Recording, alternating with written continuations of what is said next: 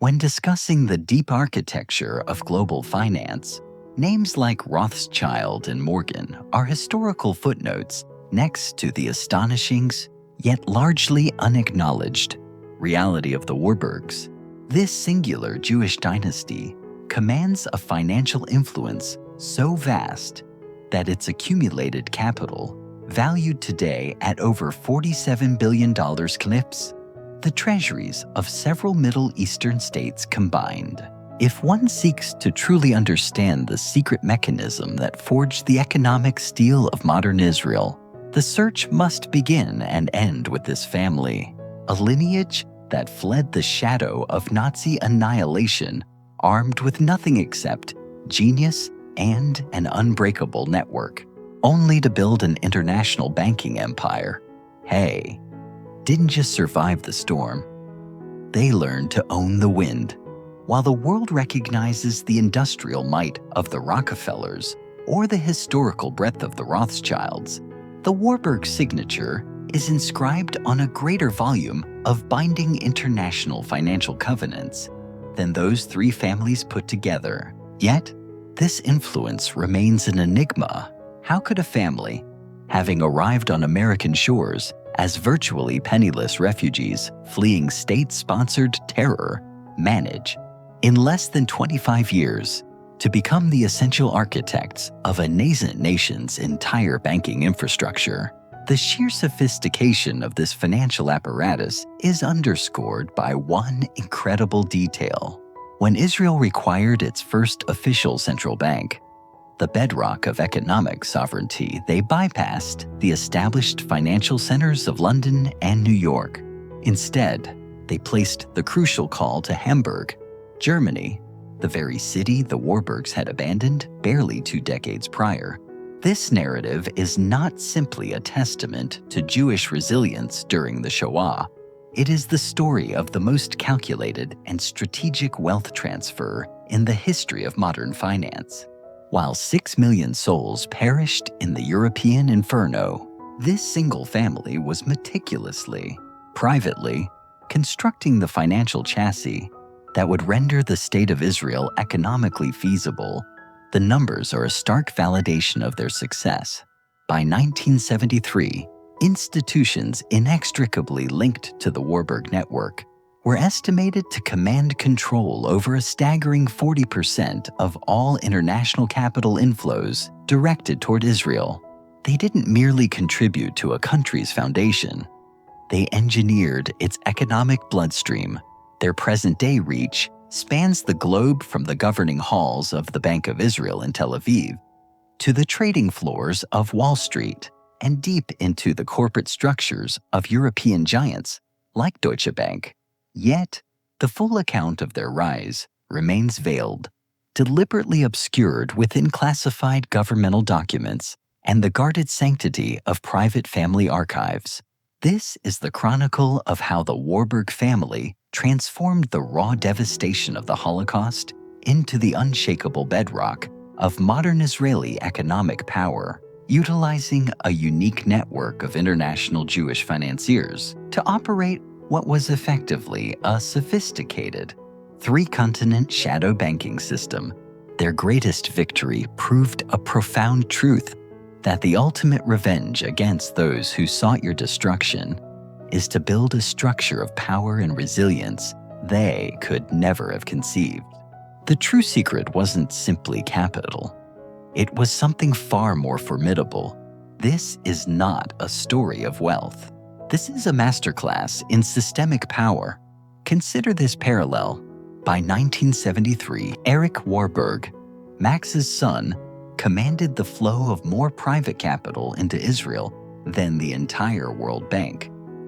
His influence was stamped upon every critical Israeli financial mechanism, from the establishment of the Central Currency Authority to the mortgage system that funded Tel Aviv's soaring modern skyline. None of this was meant to be.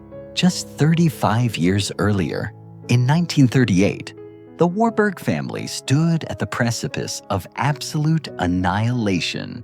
Their 140-year-old banking monolith in Hamburg was being systematically dismantled. by the brutal force of Nazi economic policy. Jewish enterprises were subjected to Aryanization, from forced sales to non-Jews for mere pennies on the dollar. The family that had once financed German rail expansion and commanded global trade watched its centuries-long legacy evaporate. The crucial difference lay in their escape strategy. While other wealthy Jewish families fled Europe, carrying whatever portable valuables they could save cash, jewels, artwork, the Warburgs executed an unprecedented intellectual maneuver. They didn't move physical assets. They systematically converted their vast European operation into a distributed, international network of relationships and expertise, a financial matrix before the Nazi regime could physically seize it. This capability stemmed from a 200-year-old family dictum: money has no homeland, but it must serve a purpose. For the Warburgs, survival was insufficient. Their financial expertise carried a profound moral imperative to ensure that Jewish communities worldwide would never again be left economically vulnerable or defenseless when governments turned hostile. This endeavor transcended mere banking. It was about the deliberate construction of economic power designed to safeguard Jewish interests when armies and political institutions inevitably failed. To trace this power back to its source, we must journey to Hamburg in 1798, the moment of Genesis. While Napoleon's armies redrew the maps of Europe, two Jewish brothers, Moses Marcus Warburg and Gerson Warburg, established Warburg and Co. Their idea was simple yet radical. If governed by profound expertise in cross-border transfers, Jewish capital could wield more genuine influence than the nominal power of Christian armies. At a time when Jews were legally barred from land ownership across most of the continent, the brothers recognized that international finance was the singular realm where Jewish acumen was not just tolerated, but desperately required. The market timing was impeccable. Europe's perpetual conflicts generated enormous demand for reliable international credit and the seamless exchange of currencies. Governments needed to move funds across warring frontiers. Merchants required financing for trade routes spanning multiple kingdoms. The Warburgs expertly positioned themselves as the invisible, indispensable facilitators of European commerce. Their first major coup occurred during the Continental System, Napoleon's attempt to crush British trade through a blockade. While most bankers were forced to choose political allegiance, the Warburgs shrewdly financed both sides. They helped British merchants covertly smuggle vital goods through the port of Hamburg, while simultaneously providing crucial credit to French buyers. It was a strategy steeped in moral ambiguity, yet unassailably brilliant in its financial execution. And, critically, completely legal. By the close of the Napoleonic Wars in 1815, Warburg and Co. was processing a volume of international transactions that rivaled many state-sponsored national banks, boasting solid correspondent relationships that stretched from London and Paris to Amsterdam and New York. While governments fractured and empires fell, the Warburg network endured. Their underlying secret was not bureaucratic contracts or governmental guarantees. It was the cultivation of unbreakable trust networks within the global Jewish community. A Warburg letter of credit was accepted in any major European capital because international Jewish merchants understood the family's reputation was, literally, worth more than the money itself. Moritz Warburg, Marcus's grandson, refined this principle into a strategic art form. When Moritz assumed control of the bank in 1856, he didn't merely scale operations. He aggressively expanded the family's leverage within global Jewish finance. Having witnessed the brutal 1848 revolutions sweep across Europe, Moritz recognized a chilling pattern. Jewish communities always became targets when economic stability collapsed. His response was not low-profile assimilation, but maximum visibility and power aggregation. He strategically married his children into the most dominant Jewish banking houses in Britain and America. This was not merely business, it was a survival strategy. By 1870, the Warburgs were interconnected with every major node of Jewish finance globally, including the Rothschilds in London and Paris, the Oppenheims in Cologne, the Speyers in Frankfurt and New York, and the Seligmans on Wall Street. The resulting financial edifice was so formidable that when anti-Semitic politicians in Germany attempted to restrict Jewish commercial activity, they quickly discovered that targeting the Warburgs meant crippling international trade relationships that employed tens of thousands of German citizens. Moritz's son, Max Warburg, pushed this strategy to its logical extreme when Kaiser Wilhelm II desperately required international financing to fuel Germany's unprecedented industrial expansion. Max Warburg did more than just provide the credit. He became the Kaiser's trusted personal financial counsel. By 1900, an openly Jewish banker was seated securely within the inner circles of German imperial power, sitting on the board of the mighty German Reichsbank. The family's influence even reached the stars of science. During World War I, Albert Einstein, himself a close friend of the family, wrote a letter to Otto Warburg, pleading with him to leave the cavalry front lines. Einstein knew that a tragedy for the world would be the loss of such talent to a stray bullet. This tells you everything you need to know about the Warburgs. They were the intellectual sun around which the greatest minds of the century orbited. Max understood the ultimate axiom of power. Regardless of faith or social background, the individual who controls the flow of capital controls the strategic decisions. German industrialists, the government, and international investors all converged upon Max Warburg. Crucially, Max ensured his brothers were strategically positioned abroad.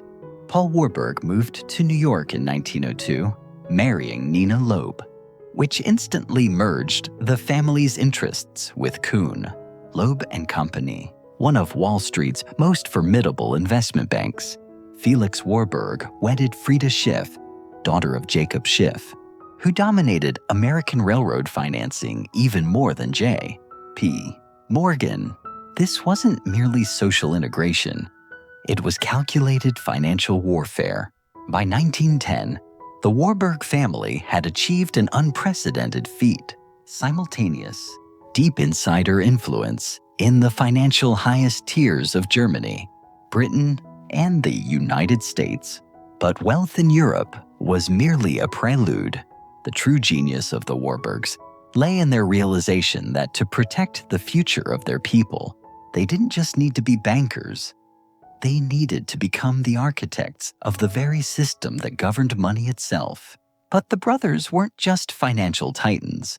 They were a study in contrasts. The eldest, Abi, haunted by genius and uninterested in the soul-crushing dullness of finance, made a legendary pact with 13-year-old Max. He surrendered his birthright to lead the bank in exchange for a simple, yet extravagant promise Max would buy him every book he ever wanted for the rest of his life. This deal financed one of the world's most vital private libraries. Meanwhile, Paul, the future architect of the Fed, was once a high school failure and a playboy who never attended university, proving that the family's brilliance often lay outside traditional paths. But for the Warburgs, the mind was a double-edged sword. Abi, while building his library, was also fighting a brutal war inside his own head, suffering from bipolar disorder.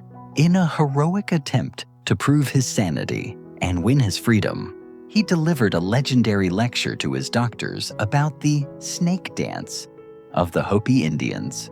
He argued that culture is the space for thought, Denkram we create, to bridge the gap between ourselves and our fears. It wasn't just a theory. It was his literal lifeline. This shows that the Warburg Empire wasn't just built on spreadsheets, but on a profound struggle to master human fear itself. When World War I erupted, the family found itself entrenched on both sides of the conflict and profitably managing the finances for both. Paul Warburg, now a foundational architect of the Federal Reserve System, guided American monetary policy, while Max Warburg, still on the German Reichsbank board, influenced Berlin's financial decisions.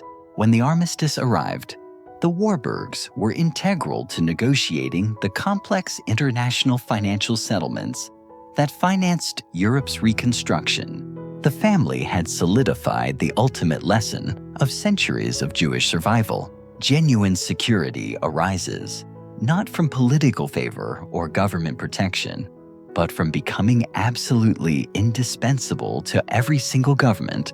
By 1920, to attack the Warburgs was to attack the very stability of the international financial system itself. Yet, this pinnacle of success inherently contained the seeds of extreme peril.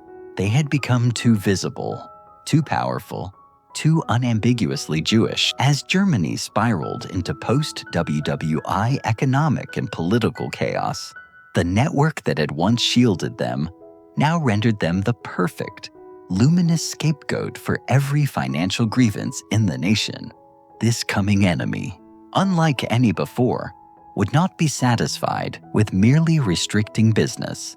This enemy sought total, permanent elimination.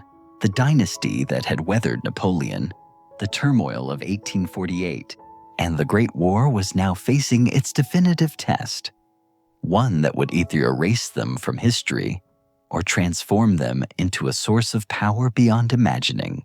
January 30th, 1933, on the day Adolf Hitler was sworn in as Chancellor, Max Warburg was engaged in a routine board meeting at the German Reichsbank, finalizing multi-million-dollar international loan agreements that held vast implications for European economies. 6 hours later, the world shifted.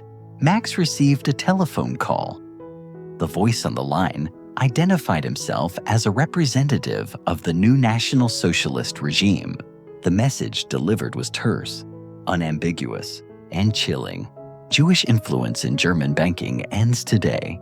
Max instantly grasped the gravity. The Warburg family wasn't just losing its business, it was losing the institutional shield of utility. For 135 years, their financial indispensability had functioned as a buffer against anti-Semitic currents. The Nazis, however, harbored no interest in leveraging Jewish expertise. They were intent on eradicating it entirely. The velocity of the systemic assault was breathtaking.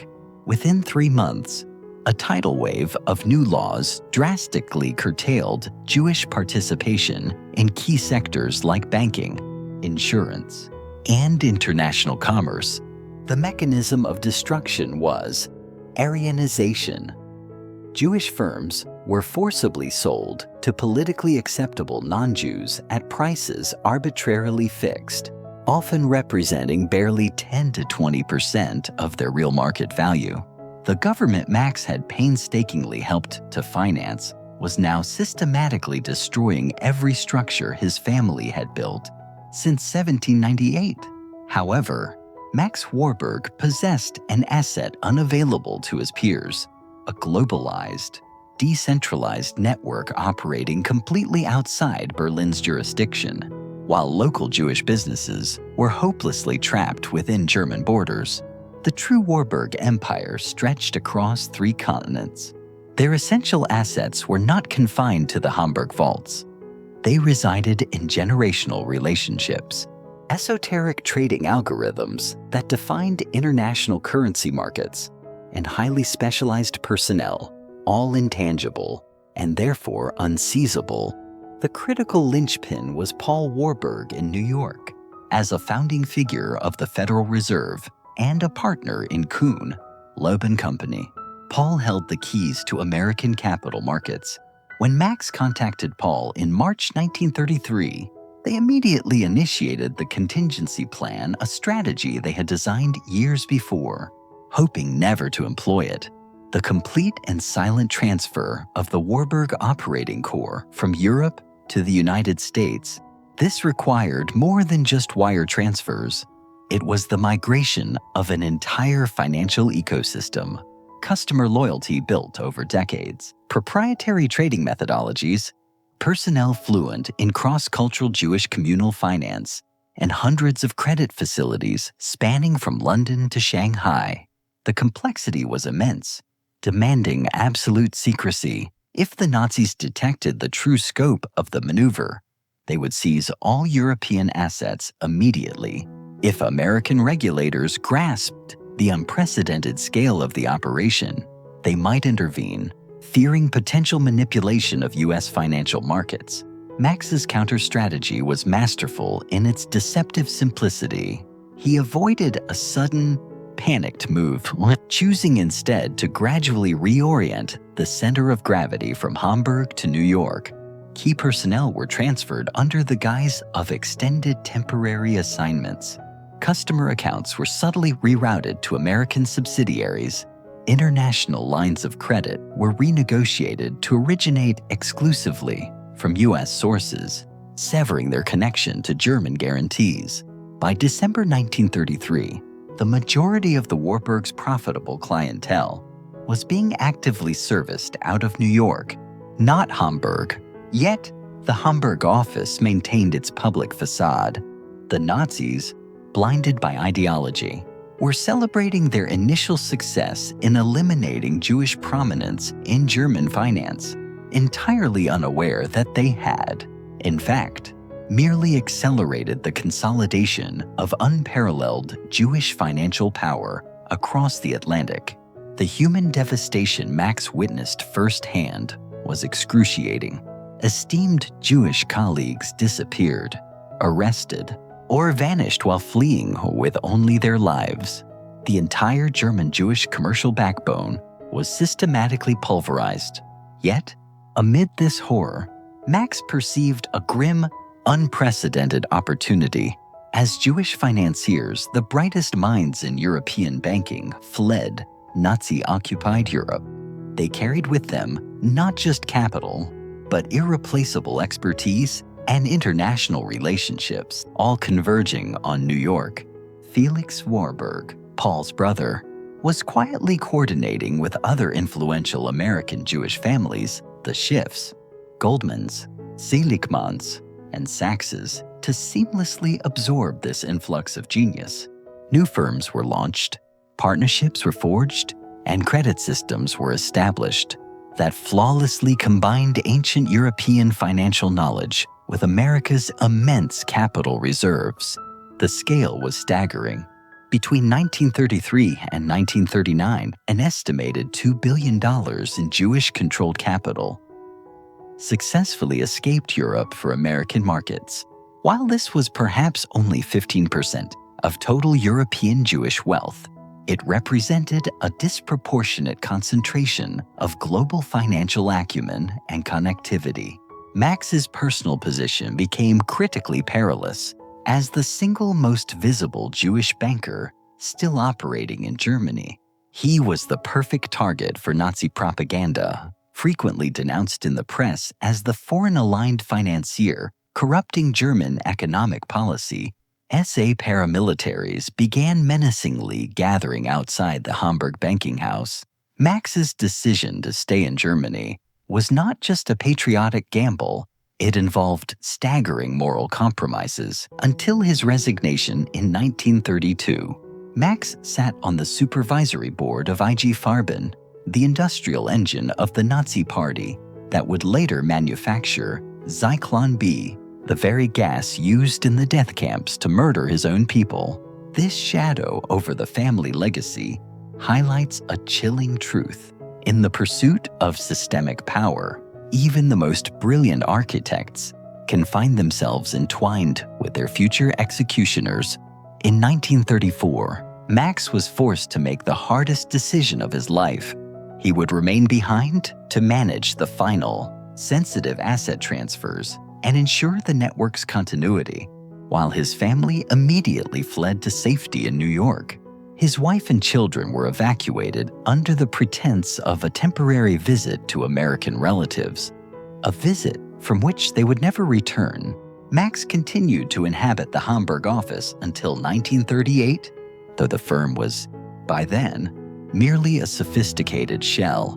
The true Warburg business was now running full scale from the Coup, Loeb and Company offices on Wall Street.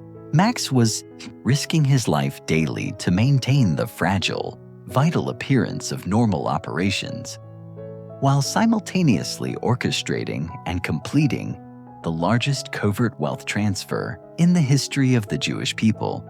The strategic facade finally dissolved in a torrent of violence during Kristallnacht, the night of broken glass, spanning November 9th and 10th, 1938, as Nazi paramilitary units raged across the Reich, methodically destroying synagogues and Jewish-owned businesses. The organized chaos reached the Warburg offices in Hamburg. Thugs ransacked the building. Office windows were brutally shattered. Files containing decades of financial history were pulled from shelves and burned in the streets, and employees who resisted were mercilessly beaten.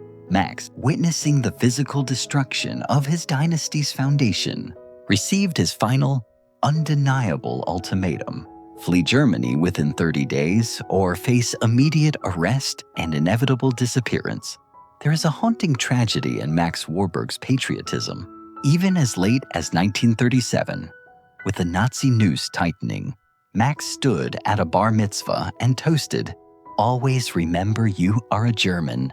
He was a rationalist who refused to believe that the nation he loved could succumb to thuggish barbarism. His story is a chilling reminder that sometimes our greatest virtues, loyalty and hope, can become our most dangerous blind spots. He stayed until the very last second, a captain refusing to leave a ship that had already turned against him. On December 15, 1938, Max Warburg stood on the deck of a transatlantic liner, departing Hamburg Harbor for the last time. Officially, he was fleeing as a desperate refugee, carrying nothing more than personal possessions and a small, state-authorized amount of foreign currency, the meager allowance of the displaced. Unofficially, he was executing the flawless final maneuver in a masterful 7-year operation, completing the critical transfer of one of the world's most intricate and sophisticated financial networks, moving it decisively from the clutches of Nazi Germany to the secure, welcoming shores of Allied America. The profound transformation was complete. The family whose capital had once been instrumental in financing German industrial expansion was now strategically positioned to finance the German defeat. The renowned banking dynasty that had historically survived by serving every reigning government was now committed to serving only one side and serving it with an unprecedented, focused effectiveness. But Max Warburg understood with chilling clarity that simply escaping Nazi Germany was not sufficient. True Jewish survival required far more than merely preserving existing family wealth. It demanded the radical creation of robust new institutions capable of protecting Jewish interests globally, particularly when established governments proved incapable or unwilling to intervene. Max had already identified the perfect convergence of opportunity and necessity, a small, nascent Zionist movement actively striving to establish a Jewish homeland in the ancient lands of Palestine. The Warburgs were about to prove that sometimes the best, most enduring response to systematic persecution is not merely survival, but the sustained effort of building something so resilient and powerful that persecution itself becomes economically and politically untenable. The Nazi regime thought they were stripping the Warburgs of their power. In reality, they were inadvertently creating a pressurized crucible, forcing a centuries-old intelligence to evolve from regional financiers into a global, untouchable network of systemic influence. He was executing the final, delicate phase of the most comprehensive and sophisticated financial evacuation in modern history. Hidden deep within the false bottom of Max's luggage was an item infinitely more valuable than any volume of transferred currency: a complete, meticulously organized directory of the International Jewish Financial Network. This document contained the precise names, secured addresses, critical credit relationships, and secret partnership agreements for over 3,000 Jewish financiers scattered across 47 countries. This transcended a mere contact list. It was the essential, irreplaceable blueprint for the rapid and systematic reconstruction of global Jewish financial power. Safely outside the murderous grasp of Nazi control, the total evacuation had taken 5 years of intense, covert planning and relentless effort to complete. Yet, this operation was never solely about the Warburg family's own safety. Max had meticulously coordinated the systematic transfer of hundreds of Jewish financial experts, bankers, commodity traders, and specialized financial specialists from across Europe, relocating them to new hubs in New York, London, and other allied cities. By December 1938, a staggering total of more than 400 key financial professionals had been successfully relocated, bringing their capital reserves and, crucially, their global customer relationships fully intact. What made this feat possible was a fundamental principle the Nazis, fixated on race and territory, utterly failed to comprehend. The International Jewish Financial Network was not predicated on geography, shared government protection, or physical assets. It was built exclusively upon generations of unbreakable trust relationships that transcended all national boundaries. When Max Warburg personally vouched for a Jewish banker, recently arrived as a refugee in New York, that individual instantly gained access to robust credit lines and complex business relationships that had taken decades, sometimes generations, to cultivate. Felix Warburg, operating from his sprawling mansion on Fifth Avenue in Manhattan, had been the silent, strategic anchor preparing for this exact moment since 1933. Felix had established a highly secretive coordinating committee working closely with other prominent American Jewish families. The Schiff family provided crucial legal expertise necessary for expedited immigration procedures and rapid business incorporation. The Seligmans efficiently handled the complex web of currency transfers and the conversion of European assets into fluid American capital. The Goldmans managed the delicate aspects of personnel placement, ensuring skilled workers were matched to appropriate opportunities, and securing temporary housing for the steady stream of arrivals. The entirety of the operation was ingeniously hidden within the framework of legitimate Jewish charitable activities. The Hebrew Immigrant Aid Society, HEAS, officially focused on helping Jewish refugees find basic housing and essential employment. Unofficially, it was the central processing center for elite financial professionals, arriving with millions of dollars in carefully transferred capital. Similarly, the Joint Distribution Committee, JDC, officially provided vital humanitarian aid to beleaguered European Jews. Unofficially, it was coordinating and executing the single largest capital flight in European history. Paul Warburg's highly leveraged position at the Federal Reserve proved to be strategically crucial as the stream of financial refugees arrived in New York. They desperately needed to establish legitimate, functional business operations with lightning speed. Paul used his immense influence to bypass bureaucratic red tape, expediting essential banking licenses, facilitating massive currency exchanges at favorable rates, and approving the complex credit relationships that would normally require months, if not years, of vetting. Foreign Jewish capital was thus integrated into American financial markets, with unprecedented efficiency and velocity. The results, quantified in the final figures, were staggering. Between 1933 and 1939, Jewish-controlled capital actively circulating within American financial markets increased by an estimated 300%. This was not simply money fleeing persecution. This was the systematic, precise transplantation of the concentrated expertise of European Jewish finance, moving it from a region of collapse to the world's rising economic superpower, America. Max's arrival in New York signaled the total completion of the Warburg transformation.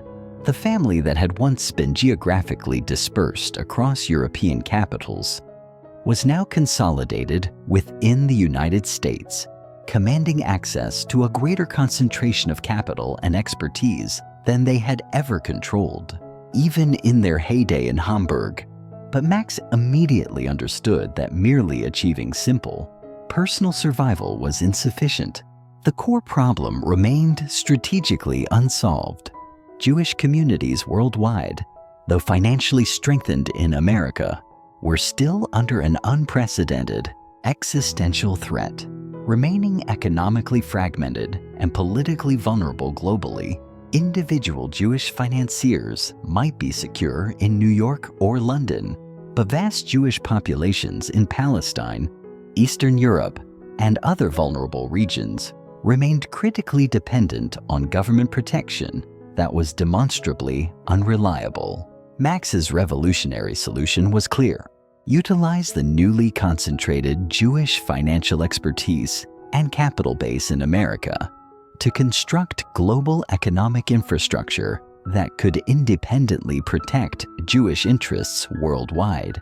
This necessitated creating institutions that operated entirely independent of state control institutions capable of reliably providing credit, facilitating investment, and delivering sophisticated financial services to Jewish communities, regardless of the local political circumstances or crises.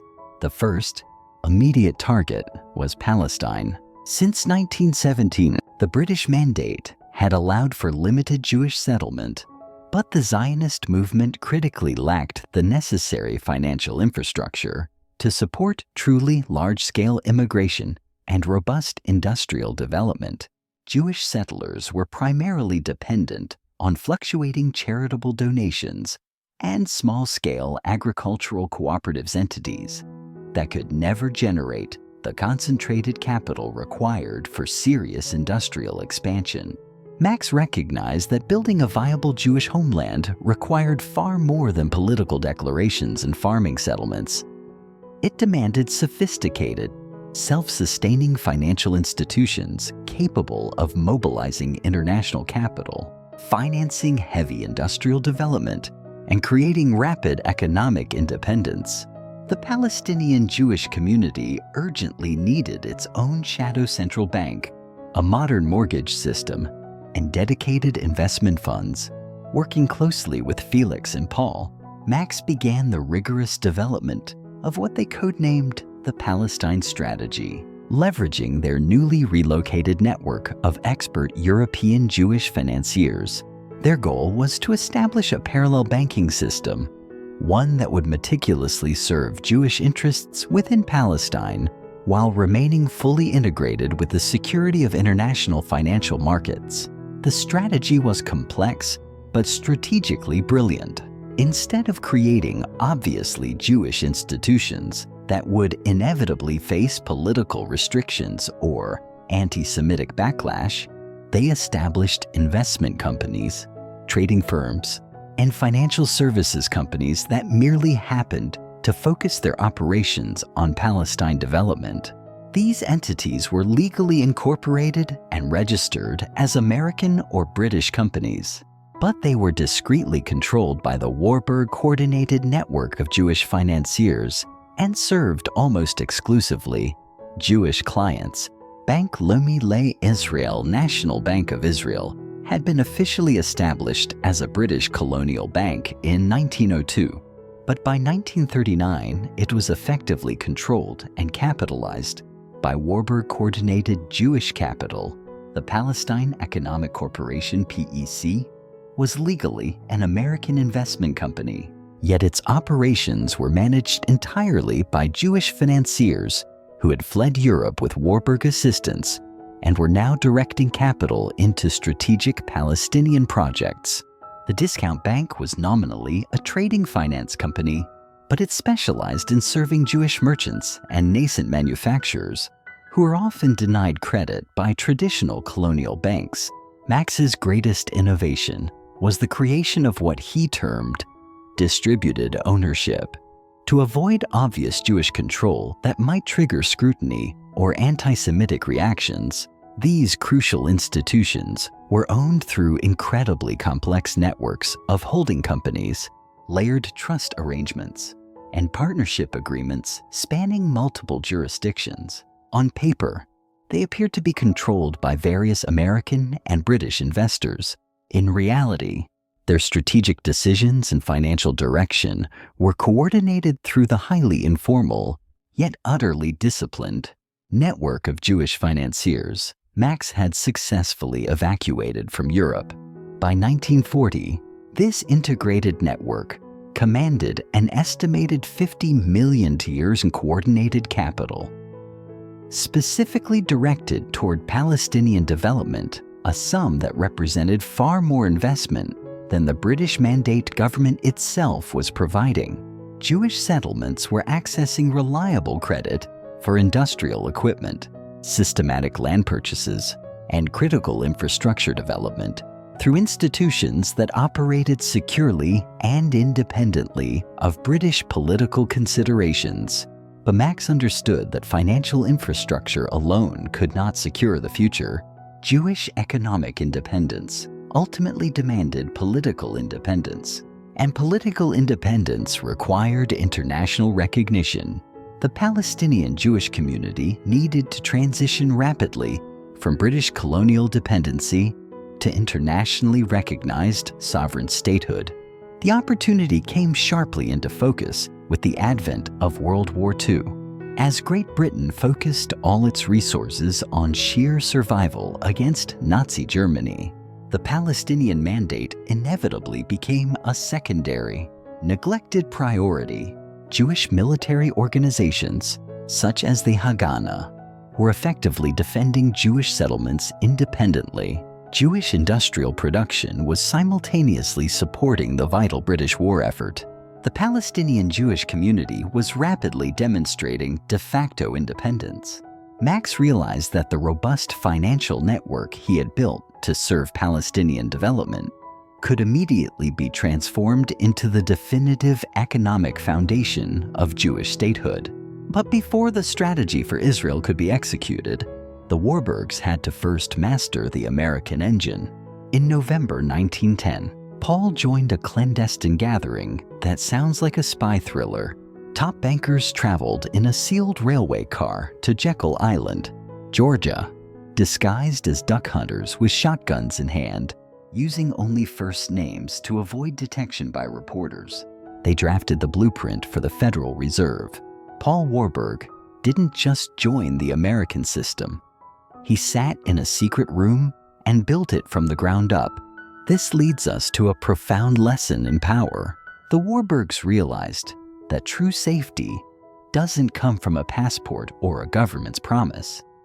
It comes from being so essential that the system cannot function without you. Paul didn't just move to America. He made himself the doctor for a terminally ill financial system. He proved that in the modern world, the ultimate protection for any minority is not assimilation, but becoming the very machinery that keeps the majority alive. When the war inevitably ended, the very institutions that had financed Jewish settlements, Bank Leumi, P.A.T., discount bank, could become the central bank, commercial banks, and national investment funds of an independent Jewish state. The evacuation from Nazi Germany had been successfully completed. The elite financial expertise of European Jewry had been preserved and consolidated in Allied countries. crucial capital had been mobilized for the systematic development of Palestine. Political momentum for Jewish statehood was undeniably building as global Holocaust awareness created widespread, vital international sympathy for Jewish suffering. Everything was now positioned for the next, most audacious phase of the Warburg strategy, transforming the Jewish homeland from a precarious British colonial project into an independent state with sophisticated financial institutions capable of competing with any country in the world.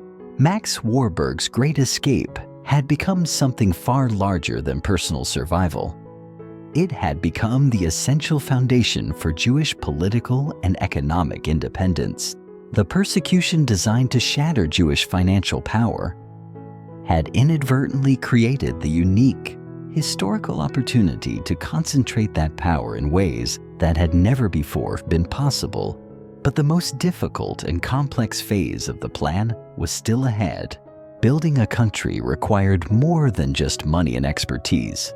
It demanded the kind of international financial relationships that could sustain a new nation through its inevitable economic and military challenges.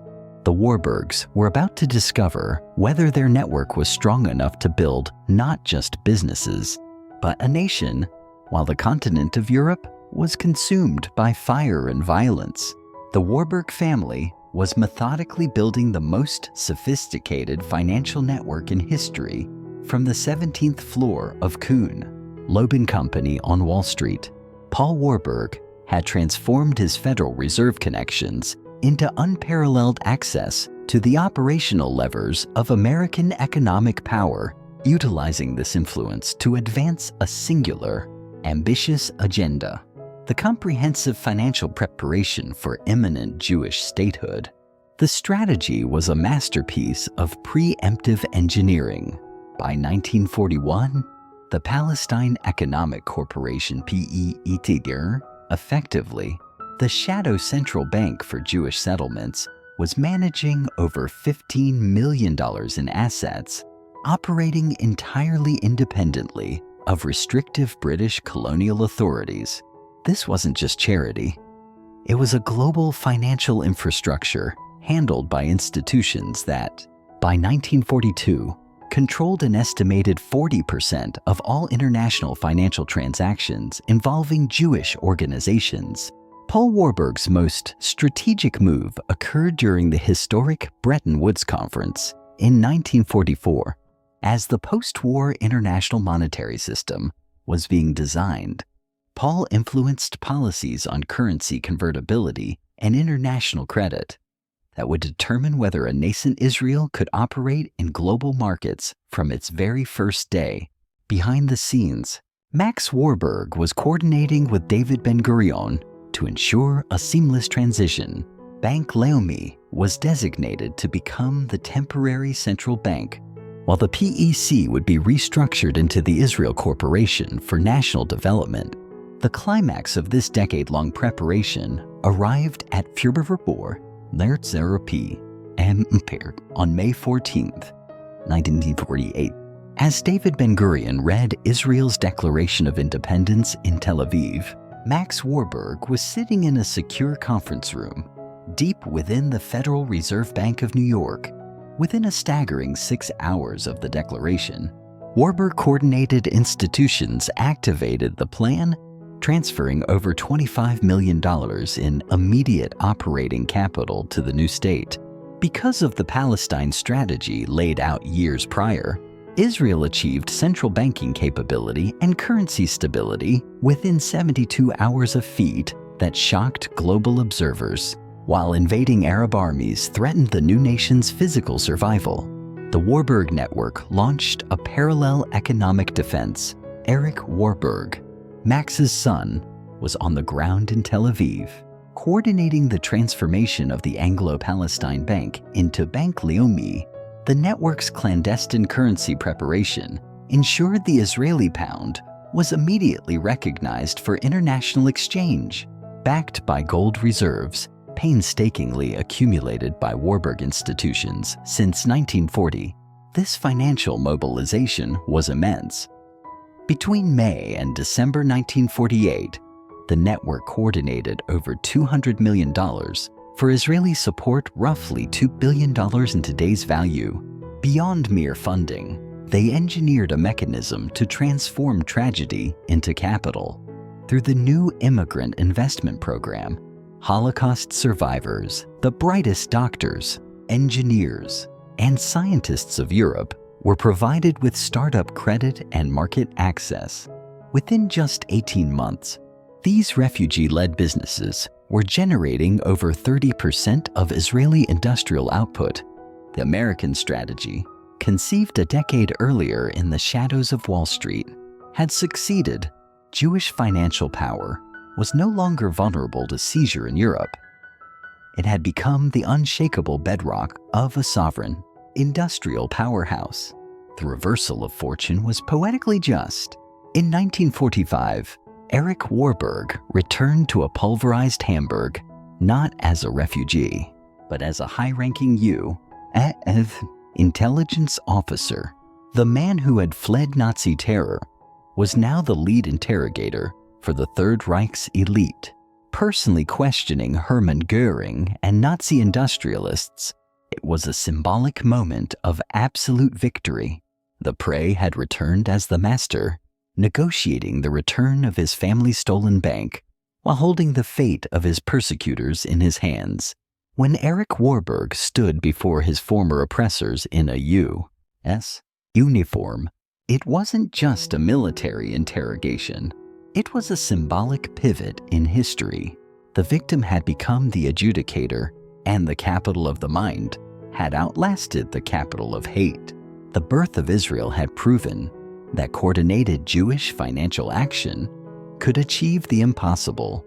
Now it was time to prove that Jewish financial power could be sustained, institutionalized, and expanded to protect Jewish interests permanently on the world stage. The next phase of the Warburg strategy was the most ambitious yet, transforming Israel from a small, besieged Middle Eastern country, dependent on foreign aid, into a major, indispensable center of international finance that controlled significant global capital flows. Tel Aviv, 1952. Just 4 years after declaring independence, Israel was generating more international finance transactions per capita than Switzerland, the undisputed global benchmark for discrete financial activity. The secret wasn't natural resources or strategic geographic location. It was the precise, disciplined operation of the Warburg financial network, operating at an unprecedented scale and integration level. Erich Warburg had achieved a scale of operational success that shocked even his father's conservative expectations. Working tirelessly from his office overlooking Tel Aviv's rapidly expanding business district, a visible metaphor for the country's growth, Erich was coordinating international investment flows that strategically affected 3 continents simultaneously. The Israel Development Corporation, IDC, had solidified its role as the nerve center for global Jewish financial strategy, managing over $500 million in integrated assets by 1952. The magnitude of this capital was extraordinary for any country, but for a 4-year-old nation, with a population under 1 million, struggling against isolation, it was absolutely unprecedented. Israeli financial institutions were handling complex currency exchange and asset management for Jewish communities. Stretching from Buenos Aires to Johannesburg, Israeli investment companies were providing agile development capital for Jewish businesses. From burgeoning New York startups to established London commodity houses, crucially, Israeli trading companies were facilitating international commerce that often had nothing directly to do with Israeli domestic markets, generating fees and influence. How had this financial miracle happened so quickly? The answer was the powerful network effect that Marx had been cultivating since the devastating economic dislocations of 1938. Every Jewish financier who had been evacuated from Europe and provided safe harbor every significant American Jewish investor who had contributed strategically to Israeli development, every international Jewish business that had established deep Israeli banking connections, all of them were now interwoven into an integrated global financial ecosystem that was strategically centered in Tel Aviv, but operated with seamless efficiency worldwide. The Bank of Israel, established in 1954 with Eric as a key founding advisor, was designed from the beginning to serve this global network first, rather than just focus narrowly on domestic Israeli needs. Unlike most other central banks that focused purely on national monetary policy and domestic economic stability, the Bank of Israel was structurally configured to facilitate international Jewish financial coordination and capital transfer, while simultaneously maintaining standard central banking functions. David Ben-Gurion, the ultimate political pragmatist, understood exactly the financial architecture Eric was building and provided complete, unwavering political support. When international observers questioned why such a small, embattled country needed such sophisticated, globally oriented financial institutions, Ben-Gurion's often quoted answer was always the same: "We are building not just for 3 million Israelis, but for 15 million Jews worldwide." This was not merely motivating rhetoric. It was operational reality and financial strategy. By 1955, Israeli financial institutions were providing core banking services to Jewish communities in over 40 countries. When Jewish businesses in vulnerable Morocco needed emergency credit, they accessed it instantly through established Israeli connections. When Jewish communities in Eastern Europe required discrete, untraceable currency services under hostile communist governments, they utilized secure Israeli networks. When Jewish entrepreneurs in Australia needed complex international trade financing, they worked directly with Israeli intermediaries who understood the nuances of global Jewish commerce. The genius of Eric's integrated system was that it generated substantial profits, while simultaneously and actively serving core Jewish community interests. Unlike purely charitable organizations that depended on continuous, often unpredictable donations, the Warburg financial network was designed to be fundamentally self-sustaining and self-expanding.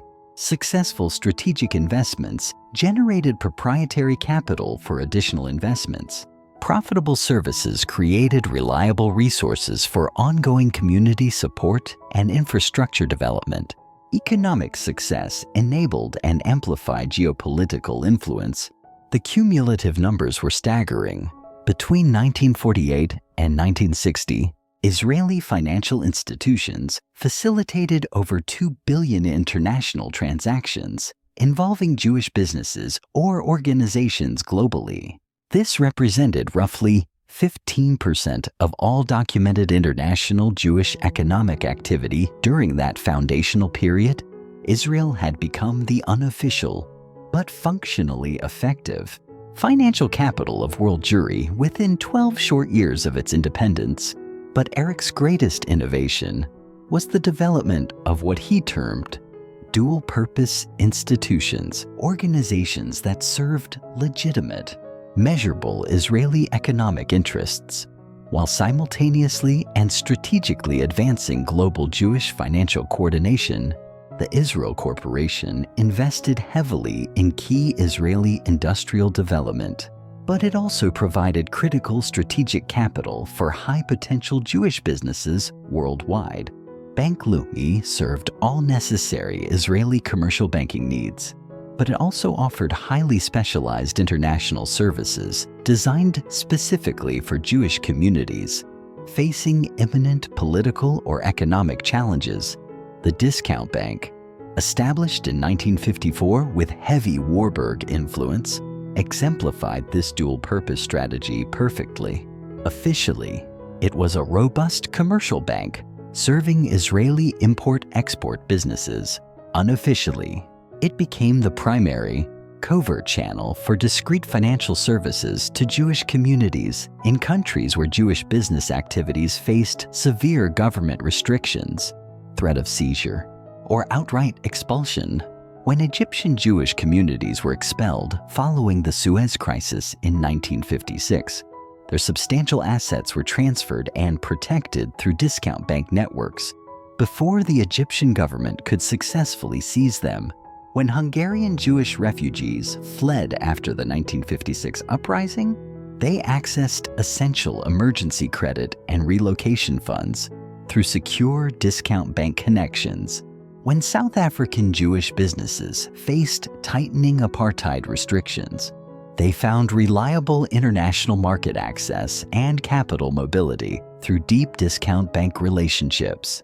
These complex, often dangerous operations required unprecedented sophistication in navigating international banking law, currency exchange mechanisms, and highly volatile political risk management. Eric had assembled a unique team of financial professionals who understood not just banking mechanics, but the specific, often existential, challenges facing Jewish communities worldwide. Many were, themselves, Holocaust survivors who had devastating personal experience with asset seizure and forced migration.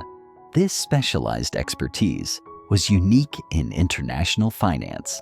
While other banks provided standard commercial services, Israeli institutions offered what Eric termed continuity banking, financial services designed explicitly to preserve Jewish economic interests across radical political changes, catastrophic currency crises, and brutal government transitions. This specialization created competitive advantages that rapidly attracted non-Jewish clients as well. International companies operating in politically unstable regions of Africa or Latin America quickly discovered that Israeli banks understood operational risk management techniques that the large London or New York banks had never needed to develop.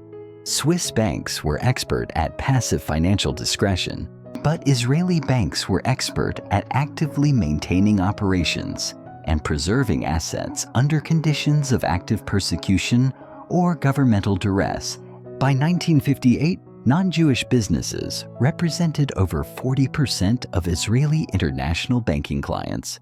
Multinational corporations were utilizing sophisticated Israeli financial services for their operations in Africa, Asia, and Latin America. This influx of non-Jewish business legitimized Israeli financial institutions in mainstream international markets while simultaneously providing substantial additional revenue for ongoing Jewish community services and strategic investments. The diplomatic implications were enormous. When American companies needed banking services in Arab countries that refused direct American presence, they often found a reliable, discreet intermediary through the Israeli network, a testament to the Warburgs' foresight. Operating outside the established networks of traditional Western banking, the Warburg strategy successfully channeled European capital through sophisticated Israeli financial intermediaries. These institutions had become masters of geopolitical arbitrage, engineering bespoke financial architectures designed to function seamlessly even within unstable or overtly hostile political theaters. As newly independent African states transitioned away from colonial economies, European corporations seeking entry or expansion often found themselves reliant on Israeli banks. These banks had already cultivated deep, generational ties with established local Jewish communities.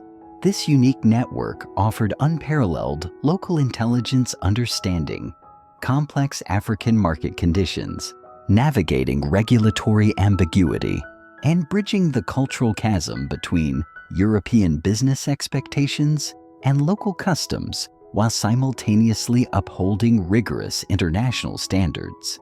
Eric had made these banks the essential hinge for trade and development across the emerging world. This strategic financial positioning generated a self-reinforcing layer of political immunity. that transcended traditional diplomatic backing from the U.S.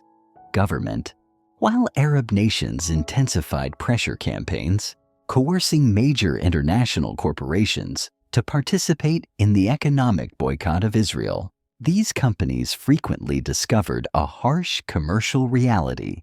Complying with the boycott meant severing access to unique, highly specialized financial services, critical liquidity management, complex risk mitigation, and specialized trade finance that were simply unavailable through other channels. Economic self-interest consistently triumphed over geopolitical hostility. The 1956 Suez Crisis served as the ultimate crucible, providing a stark demonstration of this independent financial power.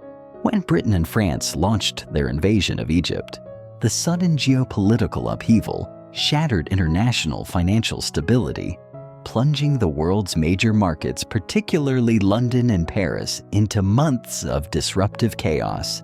Standard processes for currency exchange and reliable trade financing evaporated. Yet, the synchronized Israeli financial institutions, operating through their global network and non-reliant on the compromised European systems, maintained continuous, stable operations throughout the crisis. They became the sole reliable provider of essential financial continuity for international businesses struggling to navigate the global turmoil, effectively rendering them indispensable during a moment of profound vulnerability. Concurrently, the crisis dramatically accelerated the influx of Jewish refugees fleeing persecution in Arab countries. Over 100 were the Jewish refugees, many fleeing Iraq, Yemen, and North Africa, arrived between 1956 and 1960. Like the Holocaust survivors before them, this wave included highly skilled professionals, seasoned merchants, expert jewelers, and sophisticated Middle Eastern bankers who possessed invaluable international experience but arrived virtually penniless. Recognizing this potent source of human capital, Eric swiftly expanded the new immigrant investment program to specifically accommodate these Middle Eastern refugees. Through meticulously managed Israeli institutions, Jewish professionals from backgrounds spanning Baghdad to Casablanca received targeted startup capital, intensive business development support, and access to the necessary international credit lines. The results were astounding. Within 5 years, these Middle Eastern Jewish refugees had established more than 2,000 thriving businesses, employing approximately 15,000 Israelis and generating a critical $50 million in annual export revenues. This exponential growth underscored the core genius of the Warburg strategy. Jewish financial power was never merely a function of preserving existing generational wealth. It was fundamentally about the ruthless, efficient conversion of raw human capital knowledge, skills, and hard-won international connections, forged through centuries of diaspora, into potent, leveraging economic assets. Persecution, in this paradoxical mechanism, did not diminish Jewish economic potential. It amplified it by concentrating talent, expertise, and motivation within the nascent Israeli market. Observing this seismic shift from his vantage point in New York, Max Warburg understood that his nephew, Eric, had engineered an achievement unmatched in 2 millennia of Jewish history. For the first time since the fall of the Second Temple and the dispersal under the Roman Empire, Jews had constructed an autonomous, self-sustaining financial center. This center was uniquely capable of protecting Jewish interests globally, while simultaneously generating sustainable, independent economic power. Israeli financial institutions were not merely fulfilling domestic needs. They were now functioning as the central coordination mechanism for an emergent global Jewish economic strategy. The transformation was complete. The family, which had initially fled Nazi Germany as hunted refugees, had successfully erected a financial infrastructure so resilient and globally interconnected that systematic Jewish economic persecution on a worldwide scale had been rendered virtually impossible. Any hostile government attempting to attack local Jewish businesses or assets now risked instantly disrupting international financial relationships, a web of credit, trade finance, and currency stability that extended far beyond their jurisdictional borders, potentially triggering catastrophic local economic fallout. Yet, Eric maintained a clear-eyed realism. He knew that financial leverage alone could not guarantee permanent security. Jewish interests required political influence precisely calibrated to match their demonstrable economic capabilities. This mandate necessitated the aggressive expansion of Israeli financial operations into the absolute highest echelons of global business and government decision-making. The next phase of the Warburg vision was, therefore, the most ambitious calculation yet, transforming Israel from a regional economic anchor into a recognized, indispensable major player in global finance, a force capable of actively influencing international political and economic policies that impacted Jewish communities across the globe. New York, 1960. In the exquisitely appointed private dining room overlooking Central Park at the Plaza Hotel, Eric Warburg hosted a discreet but momentous dinner, a gathering poised to fundamentally reshape the architecture of international finance. The 12 guests comprised the most influential Jewish financiers spanning the power centers of America, Britain, and South Africa. The evening's singular agenda was the creation of what Eric audaciously termed the Jewish Federal Reserve, a coordinated, transnational banking system designed to exert unified influence over global financial policy. The core concept was breathtaking in its scope. Instead of allowing Jewish financiers to operate as disparate, sometimes competing, individuals in various nations, they would harmonize their actions to maximize collective influence. When macro-level international economic decisions were being formulated, unified Jewish financial power would speak with a single, authoritative voice rather than a chorus of competing individual opinions. The timing was impeccable. By 1960, Jewish financiers occupied critical, high-leverage positions within premier financial institutions across 3 continents. In America, Goldman Sachs, Lehman Brothers, and Loeb, among others. In Britain, AES, G, Warburg and Company, Samuel Montagu, and N.M. Rothschild and Sons. And in South Africa, the dominant mining finance houses that dictated global gold and diamond markets.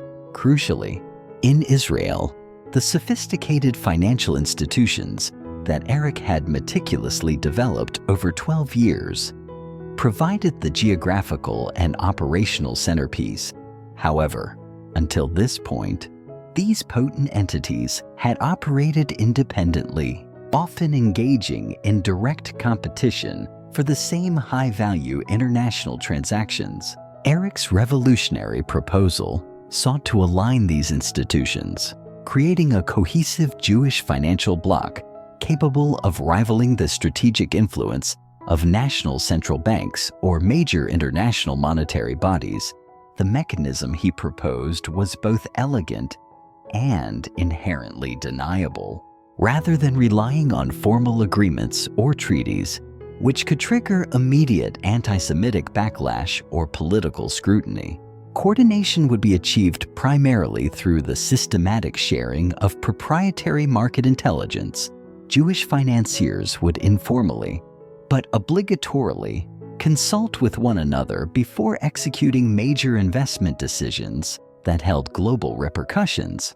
Israeli institutions, already possessing established relationships with diaspora communities worldwide, were designated to serve as the operational nerve center for this coordination. The Plaza Hotel dinner stretched into the late hours, lasting 6 hours, and concluded with unanimous consensus. Within 6 months, this informal, powerful network was fully operational. When Goldman Sachs contemplated major cross-border investments, they first sought counsel from Eric's strategic team in Tel Aviv. When Rothschild was evaluating large-scale sovereign government bond purchases, they coordinated pricing and timing with Israeli currency specialists. When South African mining interests planned expansion into new territories, they leveraged the insights of Israeli development experts. The immediate results were dramatic and visible. Jewish-controlled institutions began moving in meticulously coordinated patterns that dramatically enhanced their collective market leverage. When the unified network supported a complex international loan package, its success was virtually assured. When they subtly opposed specific currency policies by shifting reserves or adjusting hedging, those policies quickly floundered. By 1962, this informal Jewish financial coordination was demonstrably affecting international monetary decisions at the highest levels of global economic governance. Eric's masterstroke was the unwavering maintenance of plausible deniability. There was no demonstrable Jewish financial conspiracy because no formal organizational structure existed. Jewish financiers were, ostensibly, merely sharing specialized market intelligence and coordinating investments for mutual commercial benefit, exactly what any rational, high-level business network would naturally do. The fact that this sophisticated coordination also happened to advance crucial Jewish political interests was consistently presented as a beneficial, if unintended, coincidence rather than the network's primary strategic objective. The 1962 Cuban Missile Crisis provided the perfect stress test for this nascent power structure. As international markets descended into paralyzing panic, the Jewish coordinated institutions provided crucial stability by maintaining consistent investment positions and injecting strategic liquidity where needed. When the U.S. government required swift international financial support for its confrontation with the Soviet Union, Jewish financiers were strategically positioned to provide that backing, often in implicit exchange for heightened policy considerations affecting the security and economic stability of Israel. The Kennedy administration quickly learned that Jewish financial coordination was now an unavoidable factor in global monetary policy. When Treasury Secretary Douglas Dillon needed reliable support for key American economic initiatives, he found himself regularly consulting with Eric Warburg and other designated leaders of the Jewish financial network.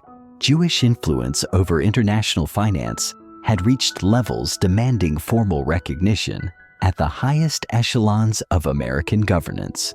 But Eric realized that market coordination alone was insufficient for securing permanent influence. Jewish political interests required direct, institutional representation within the structures that govern global finance. The solution was methodical, ensuring that qualified Jewish financiers were appointed to key leadership positions within central banks, international monetary organizations, and government financial agencies worldwide. The strategy yielded brilliant results. Between 1960 and 1970, Jewish financiers achieved unprecedented representation in international economic leadership. Arthur Burns ascended to become chairman of the Federal Reserve. Michael Blumenthal served as Treasury Secretary. Jewish economists gained substantial influence at the International Monetary Fund and the World Bank. And Jewish financiers were appointed to crucial central bank boards across major European capitals. This was not merely the result of merit. It was a coordinated strategy. Eric's network systematically identified qualified Jewish financial professionals and vigorously lobbied for their appointments through established political channels. When governments required urgent, high-level economic expertise. Highly recommended Jewish candidates were readily available, backed by impressive qualifications and a powerful, interconnected referral network. These appointments created a self-reinforcing, virtuous cycle of influence. Jewish officials in government positions could provide strategic policy information to Jewish financiers in the private sector. Conversely, Jewish financiers could offer unparalleled market intelligence to Jewish officials making critical policy decisions. The informal coordination that began among private banks was now seamlessly operating within the inner sanctums of government institutions. The 1967 Six-Day War served as the ultimate existential test of this entire system when Israel faced the potential destruction threatened by a coordinated Arab attack. The global Jewish financial network responded with an astonishing degree of coordination and speed. Emergency funding was mobilized within hours. International currency markets were proactively stabilized to decisively prevent speculative attacks against Israeli assets. Coordinated economic pressure was swiftly applied to European governments that considered offering support to Arab positions. The scale of the financial mobilization was staggering. Within a single week of the war's outbreak, Jewish financial institutions worldwide had coordinated over $1 billion in emergency support for Israel. This package included direct financial aid, specialized currency stabilization mechanisms, emergency credit facilities, and strategic investments explicitly designed to demonstrate unwavering international confidence in Israeli survival. But the most significant demonstration of power was the economic pressure campaign against countries siding with Arab positions. When France imposed an arms embargo on Israel, French corporations abruptly discovered that their essential access to American capital markets became mysteriously problematic and prohibitively expensive. When Britain wavered in its commitment to Israeli shipping rights in key international waterways, British firms found their international financing costs soaring without clear economic justification. The message transmitted was unequivocally clear. Attacking Israel now meant confronting not only Israeli military capabilities, but the full force of global Jewish economic power. The sophisticated financial network that Eric had painstakingly constructed over 20 years could impose immediate and significant economic consequences on any sovereign nation that threatened core Jewish interests. The undisputed success of the 1967 coordination convinced Eric that the Jewish financial network was ready for its final, necessary evolution, permanent institutionalization. Instead of relying indefinitely on informal relationships and the continued presence of current leadership, Jewish financial power required formal, durable structures capable of operating across generations and surviving inevitable leadership changes.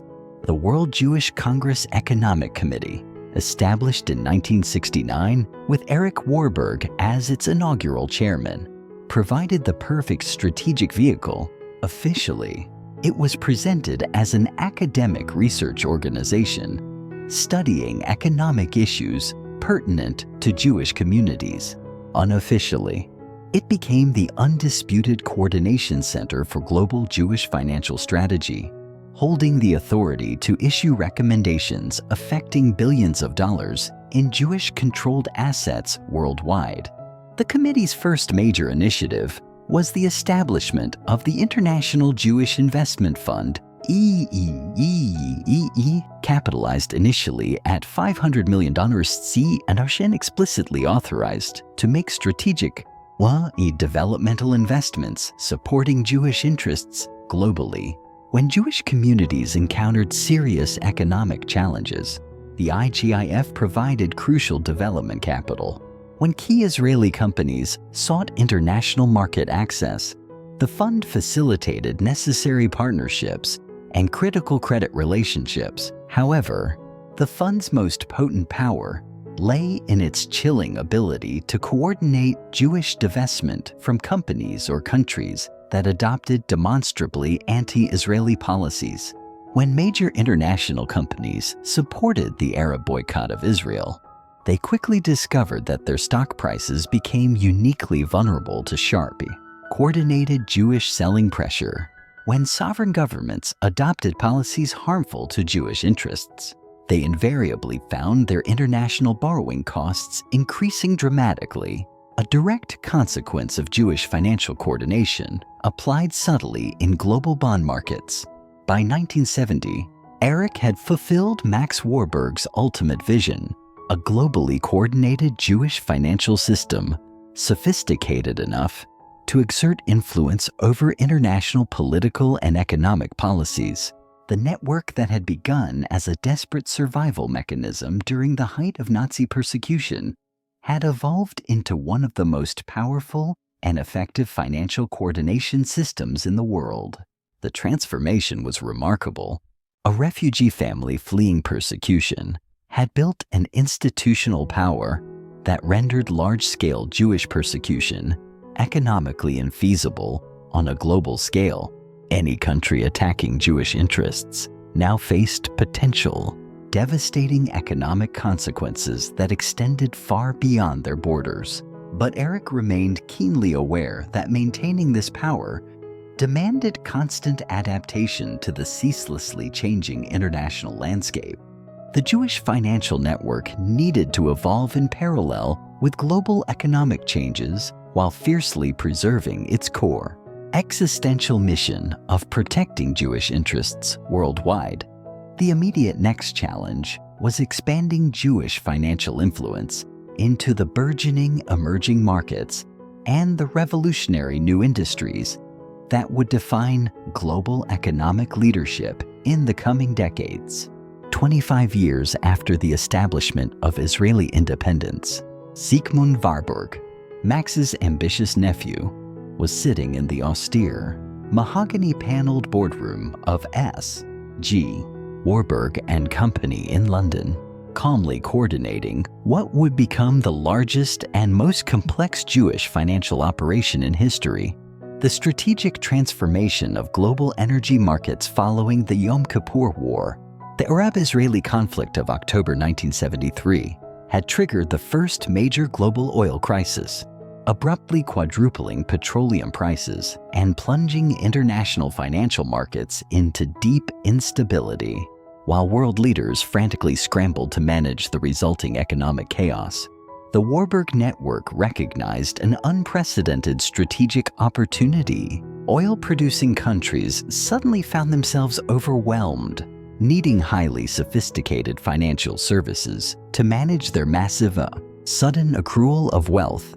Conversely, oil-consuming nations faced debilitating balance of payments deficits and required complex financing solutions to afford dramatically higher energy costs. The global financial system required complete and immediate restructuring. Sigmund had dedicated 2 decades to building S.G. Warburg and Company into one of London's most innovative and respected investment banks. Unlike older, traditional British merchant banks that focused narrowly on domestic or Commonwealth markets, Sigmund had forged the first truly international investment bank, establishing operational presences spanning Europe, America, and Asia. His recognized specialty was the development of novel financial instruments tailored for complex, multi-jurisdictional international transactions. The oil crisis demanded precisely this kind of creative innovation. Arab oil producers were generating hundreds of billions of dollars in revenues, but critically lacked the necessary financial infrastructure to invest those revenues productively and securely. European nations faced crippling deficits, but required continued energy imports to prevent economic collapse. The United States was wrestling with unprecedented inflation, but urgently needed to maintain international confidence in the stability of the dollar. Working in tight coordination with Eric in Tel Aviv, and other key Jewish financial leaders across the globe, Sigmund engineered and launched the system that became universally known as petrodollar recycling, the revolutionary financial mechanism for reinvesting vast Arab oil revenues back into global financial markets. The geopolitical irony was profound. Jewish financiers were strategically managing the investment of Arab oil money, thereby stabilizing the very global economy that was structurally essential for supporting Israeli security. The mechanism was both brilliant and immensely profitable. Arab governments deposited their enormous oil revenues into major international banks, many of which were Jewish-linked. Those banks then utilized those deposits to provide essential sovereign loans to countries struggling to cover their soaring energy costs. Jewish financial institutions earned substantial fees for expertly structuring these transactions, managing the colossal currency risks, and coordinating the intricate placements. Everyone benefited. Arab producers earned strong investment returns, consuming countries gained access to necessary credit, and Jewish financiers generated enormous profits while simultaneously strengthening the international financial system that provided the ultimate protection for Israeli interests. And R.S.G. Warburg and Company rapidly became the dominant arranger of petrodollar transactions, handling the investment of over $50 billion in Arab oil money between 1973 and 1980. Sigmund's innovations, including the rapid expansion of Eurobonds, sophisticated currency swaps, and flexible floating rate notes, became standard tools for modern international finance. The Jewish financial expertise that had initially been developed to protect existential Jewish interests was now indispensable for maintaining global economic stability itself. The political implications were staggering and undeniable. Arab governments, publicly committed to the destruction of Israel, were privately and fundamentally dependent upon Jewish financial institutions to manage their most vital economic affairs. When Saudi Arabia needed to prudently invest its massive oil revenues, they worked, directly or indirectly, with Jewish financiers in London and New York. When Kuwait required specialized currency hedging services, they utilized innovative instruments developed by Jewish financial engineers. This system created a powerful, undeniable form of economic deterrence. Any Arab country that seriously threatened Israeli survival would inevitably jeopardize its own vast economic interests because the international financial system managing their wealth was inextricably linked to and largely coordinated by Jewish institutions. Economic interdependence was successfully achieving what military deterrence alone could never guarantee, rendering Jewish destruction economically irrational for Israel's enemies. Eric coordinated the Israeli side of this massive strategy from Tel Aviv, ensuring that Israeli financial institutions captured the maximum possible benefit from the global energy finance boom. The Bank of Israel rapidly became a major intermediary for petrodollar currency exchanges. Israeli investment companies provided specialized services for energy-related international trade financing. Israeli banks developed critical expertise in financing energy infrastructure projects across 3 continents. By 1980, Israeli financial institutions were managing over 20% of all international energy-related transactions, an extraordinary market share for a country that produced virtually no oil itself. Israeli financial expertise had become an indispensable component for global energy markets, despite Israel's complete dependence on energy imports. But Sigmund understood that the oil crisis was generating opportunities far beyond just energy finance. The massive, destabilizing currency flows were dismantling traditional international monetary arrangements and simultaneously creating immense demand for entirely new types of financial services. Jewish financial institutions could strategically leverage their coordination advantages to capture dominant positions in these emerging, high-growth financial markets.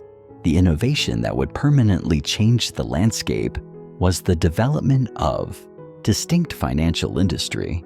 The collapse of the Bretton Woods system in the early 1970s and the subsequent shift to floating exchange rates catalyzed this transformation. Before 1973, currency exchange operated primarily as a discrete, low-margin service administered by traditional clearing banks, existing solely to grease the wheels of international trade. Following the oil shocks and the advent of free-floating rates, currency trading erupted, morphing into a massive, highly leveraged speculative market where astronomical profits were generated not through commerce, but through the sophisticated analysis and anticipation of minute exchange rate movements. Jewish financial institutions were uniquely positioned to seize command of this nascent market. Their deeply embedded global networks, honed over generations of cross-border commerce, granted them a significant information advantage, providing superior, real-time intelligence regarding international political and economic conditions, a priceless commodity in a volatility-driven market. Their historical experience managing systemic political risk, often stemming from anti-Semitic expropriation threats, had cultivated better insights into predicting and mitigating currency volatility. Furthermore, their unparalleled coordination capabilities, a structural benefit derived from their unified network, allowed them to execute colossal transactions with surgical precision, often absorbing liquidity or driving momentum with minimal detectable market impact. S.G. Warburg and Company, Goldman Sachs, and a constellation of other Jewish-led financial powerhouses rapidly ascended to become the dominant forces in international currency markets, collectively generating billions in proprietary trading profits while simultaneously providing essential depth and liquidity for the burgeoning infrastructure of international commerce. By 1985, these institutions were systematically executing an estimated 30% of all international currency transactions, an unprecedented degree of market concentration in what had swiftly become the largest and most complex financial market on Earth. The immense currency trading profits were not merely distributed, they were strategically reinvested to dramatically expand Jewish financial influence into every corner of the emerging global financial landscape. When developing nations, grappling with petrodollar recycling and debt crises, required international development financing, Jewish institutions pioneered innovative market-driven debt instruments, often providing the vital bridge capital traditional multilateral lenders refused to risk. When multinational corporations faced increasingly complex cross-border regulatory environments, Jewish financial engineers developed novel structures for international tax planning and corporate optimization. And when massive institutional pools, such as pension funds, sought stable international diversification outside of domestic equity markets, Jewish investment managers offered specialized, risk-mitigated services. Each successful innovation not only increased Jewish financial market share, but generated exponential resources for further strategic expansion. The network effect that Max Warburg had first painstakingly identified in the fragmented post-Depression era of the 1930s was now operating at a global, interconnected scale, with Jewish financial institutions reinforcing each other's competitive advantages, while collectively deepening their operational influence over all aspects of international economic activity. This structural coordination became increasingly institutionalized and sophisticated. The World Jewish Congress, WJC Economic Committee, operating under Eric Warburg's far-sighted leadership, had evolved from an advisory council into a dedicated strategic planning organization.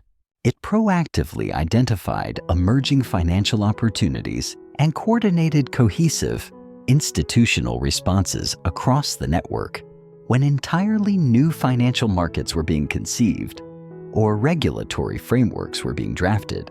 Jewish institutions were strategically positioned from the outset to capture a dominant market share. When macro-regulatory changes threatened international finance, the network coordinated unified responses designed to maximize collective benefit and shield core interests. The aggregate results were extraordinary. By 1985, financial institutions under Jewish leadership accounted for an estimated 35% of all international financial transactions, a stunning increase from less than 15% barely 2 decades earlier in 1960. Jewish financial influence had extended its reach across central banking policies, international monetary framework design, development finance structures, volatile currency markets, global energy finance, and investments in emerging technology. Yet, the most profound and strategically significant achievement was the wholesale transformation of the international financial architecture itself.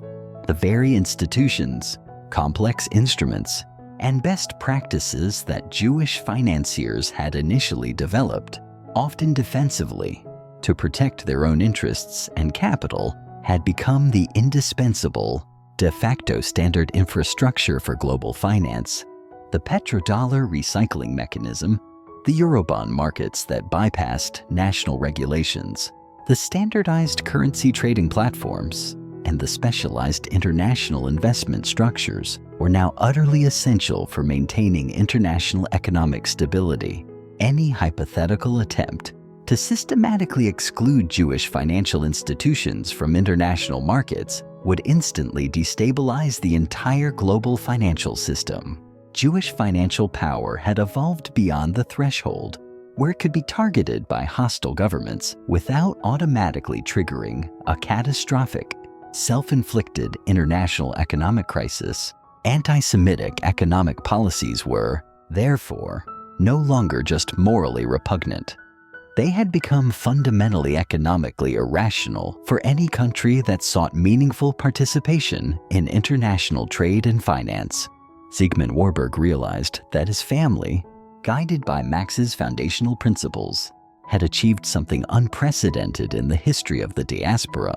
They had rendered Jewish economic persecution practically impossible by making Jewish financial expertise not just desirable, but utterly indispensable for the operational stability of the global economy. The informal network that began as a necessary survival mechanism had culminated in its evolution into one of the foundational pillars of the international economic order. The refugee family that had fled Nazi Germany in 1938 had constructed institutional power that protected Jewish interests more robustly and effectively than any government or military force could ever achieve. Economic interdependence, meticulously engineered by the Warburg network, had become the ultimate form of Jewish security, because attacking Jewish economic interests now meant deliberately attacking the structural integrity of the international financial system itself. In the modern arena, the Warburg strategy shifted from survival to systemic indispensability. By managing the very lifeblood of their adversaries' economies, they ensured that attacking Jewish interests would mean destabilizing the global order itself.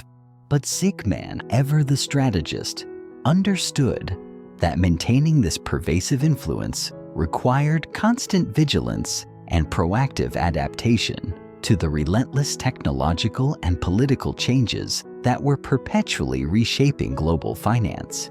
The immediate challenge was preserving the network's strategic coordination capabilities as markets became increasingly automated through complex algorithms and as regulatory oversight grew exponentially more sophisticated.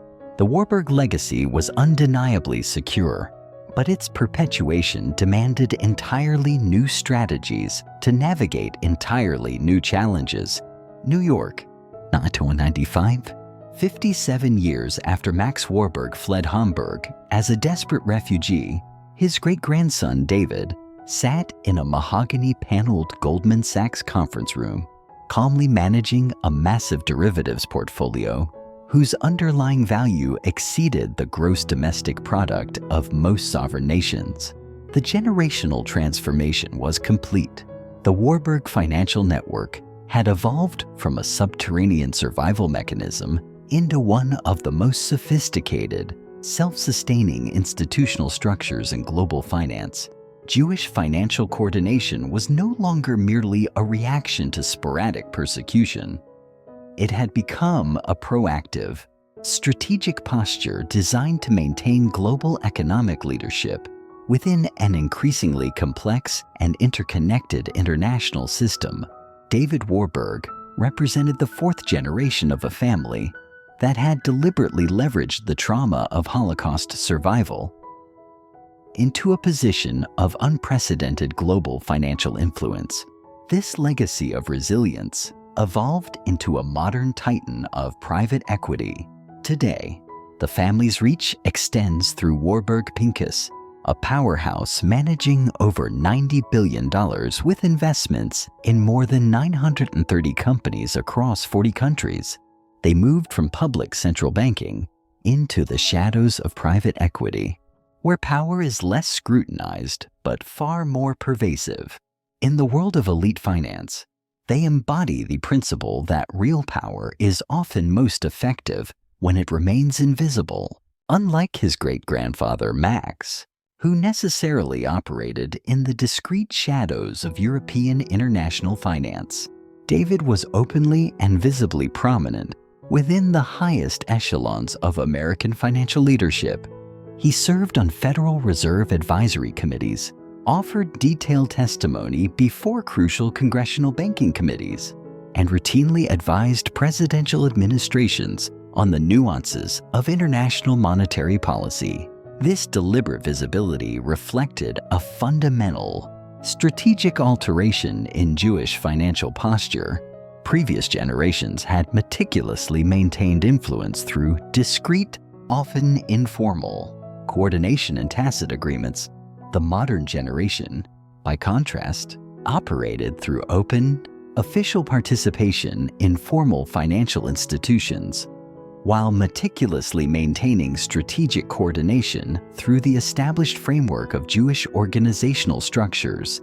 The World Jewish Congress Economic Committee, which Eric Warburg had established in 1969, had matured into a permanent highly professionalized secretariat for global Jewish financial coordination, boasting strategically located offices in New York, London, Tel Aviv, and Zurich.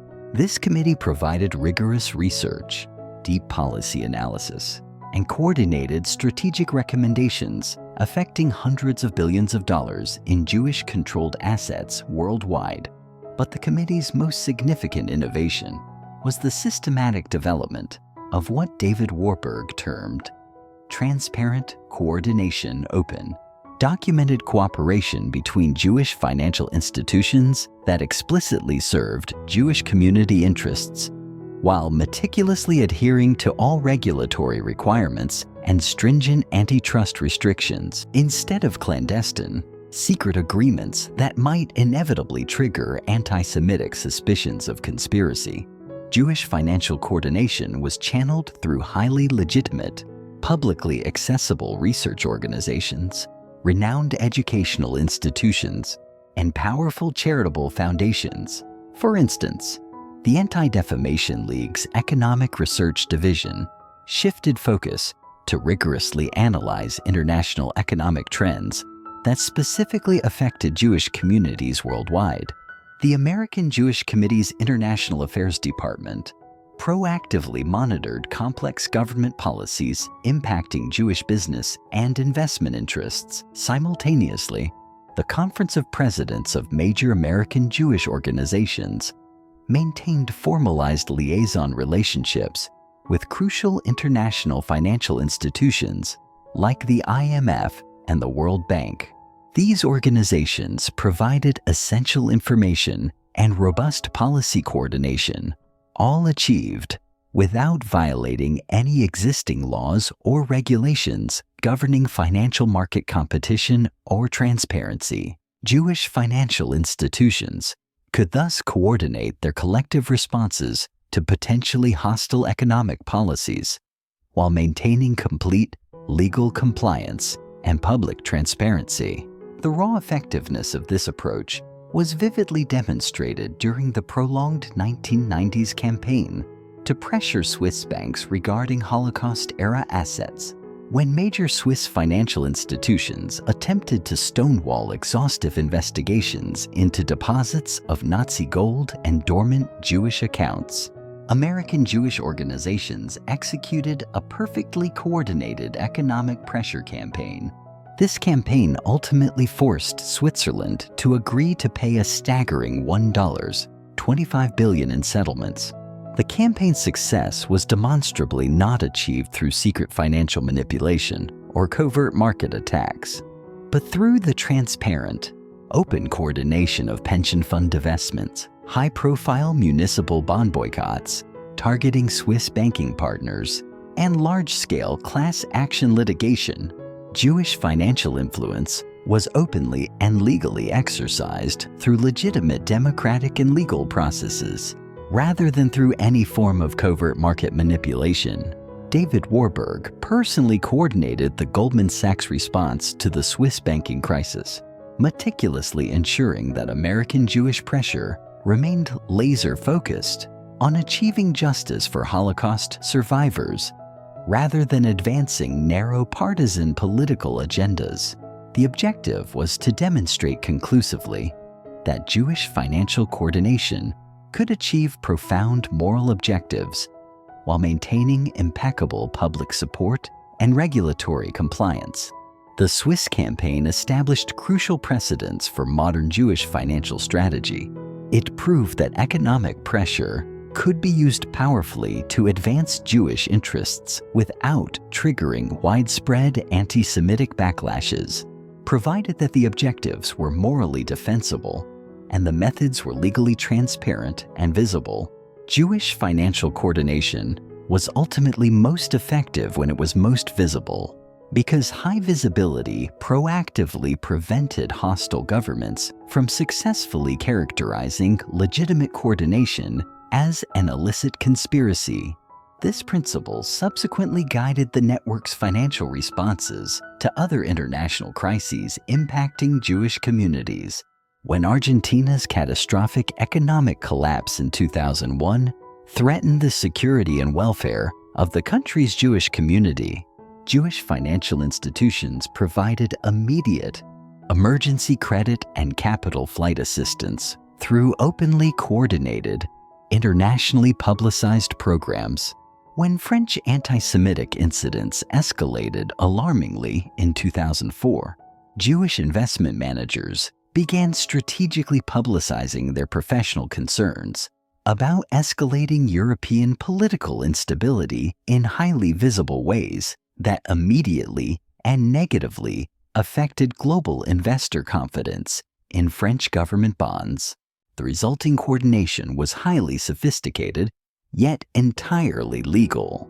Jewish financial professionals shared internal research and expert analysis that accurately reflected their specialized expertise in political risk assessment. When their collective analysis suggested that anti-Semitic policies might inherently affect international investor confidence and sovereign debt valuations, they communicated those findings through established, credible channels for financial market intelligence. The results were impressive and immediate. Governments considering anti-Semitic policies quickly discovered that those policies carried substantial, automatic economic costs that extended far beyond their calculated domestic political benefits. Economic deterrence, built into the market structure, proved far more effective than traditional diplomatic protests because economic consequences were immediate, automatic, and unavoidable. Rather than discretionary and political, David's greatest long-term innovation was the structural development of Jewish ESG environmental, social, and governance investment criteria that explicitly included the protection of Jewish community interests as a critical risk factor. Institutional investors with Jewish leadership or strong network ties began incorporating rigorous assessments of anti-Semitic risk into their standard investment decision-making processes. When major pension funds evaluated international government bonds, they now considered specific political stability factors that included the treatment and security of minority communities. When university endowments assessed emerging market investments, they systematically analyzed social cohesion indicators that included religious tolerance levels. When insurance companies calculated political risk premiums for international projects, they rigorously factored in historical patterns of religious persecution. These assessments were academically rigorous and demonstrably financially relevant. Countries with documented histories of religious persecution consistently demonstrated measurably higher risks of political instability that could profoundly affect investor returns. Governments that strategically targeted minority communities showed discernible patterns of policy unpredictability that substantially increased regulatory and operational risk for international businesses. The Jewish ESG framework profoundly transformed anti-Semitic risk assessment from a localized Jewish community concern into a mainstream, quantifiable investment consideration.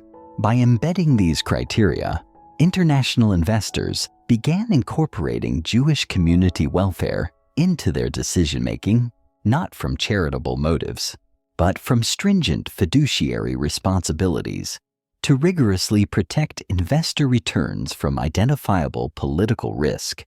By 2010, ESG-focused investment funds controlled an estimated $2 trillion in assets worldwide, and Jewish ESG criteria were formally included in most major ESG assessment frameworks. Countries actively seeking international investment were effectively required to demonstrate religious tolerance and robust minority community protection as foundational prerequisites for accessing stable global capital markets. The long-term implications were staggering. Any government contemplating anti-Semitic policies now faced automatic and measurable economic consequences through reduced international investor confidence, higher sovereign borrowing costs, and restricted access to global capital markets. Jewish protection had been structurally integrated into the fundamental mechanism of international investment decision-making. David realized that the Warburg family legacy had achieved its ultimate protective expression. Jewish security through economic indispensability had evolved further into Jewish security through economic integration. Jewish interests were no longer protected solely by internal Jewish financial coordination, but by the broader international recognition that Jewish community welfare and security were essential preconditions for sustained global economic stability. The refugee family that had fled Nazi persecution had built institutional structures that rendered Jewish persecution economically irrational. For virtually any meaningful participant in international markets, anti-Semitic governments could no longer attack Jewish communities without simultaneously attacking the very international economic system that supported their own national economic development. But David also understood that this colossal success created new responsibilities and, paradoxically, new vulnerabilities. Jewish financial influence carried implicit obligations to utilize that influence responsibly for the broader objectives of international stability and human rights protection. Conversely, Jewish integration into international financial structures created systemic exposure to global financial risks that could affect Jewish communities just as severely as the rest of the global system. The persistent challenge for future generations would be maintaining the distinct strategic advantages that the Warburg family had painstakingly built while constantly adapting to the rapid technological, political, and economic changes that perpetually reshaped international finance. The network would need to evolve dynamically while preserving its core, existential mission of protecting Jewish interests worldwide. The Warburg legacy was secure, but its continuation required new leadership capable of formulating innovative strategies for the complex challenges of an increasingly volatile global system. Silicon Valley, 2008, as global financial markets seized and collapsed around the world in the autumn of 2008, David Warburg was sitting in a secure conference room at the Federal Reserve Bank of San Francisco, discreetly coordinating the most complex and critical Jewish financial operation in history, preventing the complete destruction of the international monetary system. The 2008 financial crisis represented an existential threat, not just to individual global banks, but to the entire interlocking network of Jewish financial influence that the Warburg family had painstakingly constructed over 7 decades. When Lehman Brothers spectacularly collapsed, it was not merely another investment bank failing. It represented the catastrophic destruction of one of the key, highly interconnected nodes in the global Jewish financial coordination system. But David understood something that many other stunned financial leaders missed. The crisis, while terrifying, also represented the ultimate opportunity to demonstrate Jewish financial indispensability on a global scale. When governments worldwide desperately needed highly sophisticated, technical expertise to prevent complete economic collapse, they would inevitably turn to the institutions and individuals who understood the intricate mechanics of international finance better than anyone else. The very same Jewish financial network that appeared vulnerable during the market crash would ultimately emerge from the crisis with unprecedented influence over global economic policy formulation. The specialized coordination began immediately and without public announcement, working closely with core Jewish financial leaders in New York, London, and Tel Aviv. David swiftly activated emergency protocols that had been developed and wargamed over decades, but never fully implemented at scale. The World Jewish Congress Economic Committee instantly transformed into an unofficial, high-security coordinating center for the global crisis response, providing essential research and urgent policy recommendations that decisively influenced government decisions across 3 continents. The underlying mechanism was brilliantly simple and impeccably legal. Jewish financial institutions were not illicitly manipulating markets. They were providing highly technical expertise that governments desperately needed to comprehend markets that were behaving in unprecedented, algorithmically driven ways.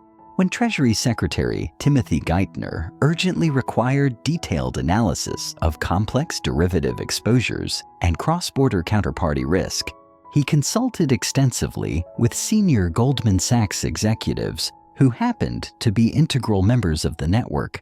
When Federal Reserve Chairman Ben Bernanke required crucial insights into intricate international banking relationships and liquidity flows, he relied on financial professionals who happened to possess deep connections to Jewish institutions worldwide. The public appearance of coincidence was meticulously maintained, but the reality was systematic, strategic coordination. Jewish financial expertise that had been developed and refined to protect core Jewish community interests was now being systematically deployed to protect global economic stability itself.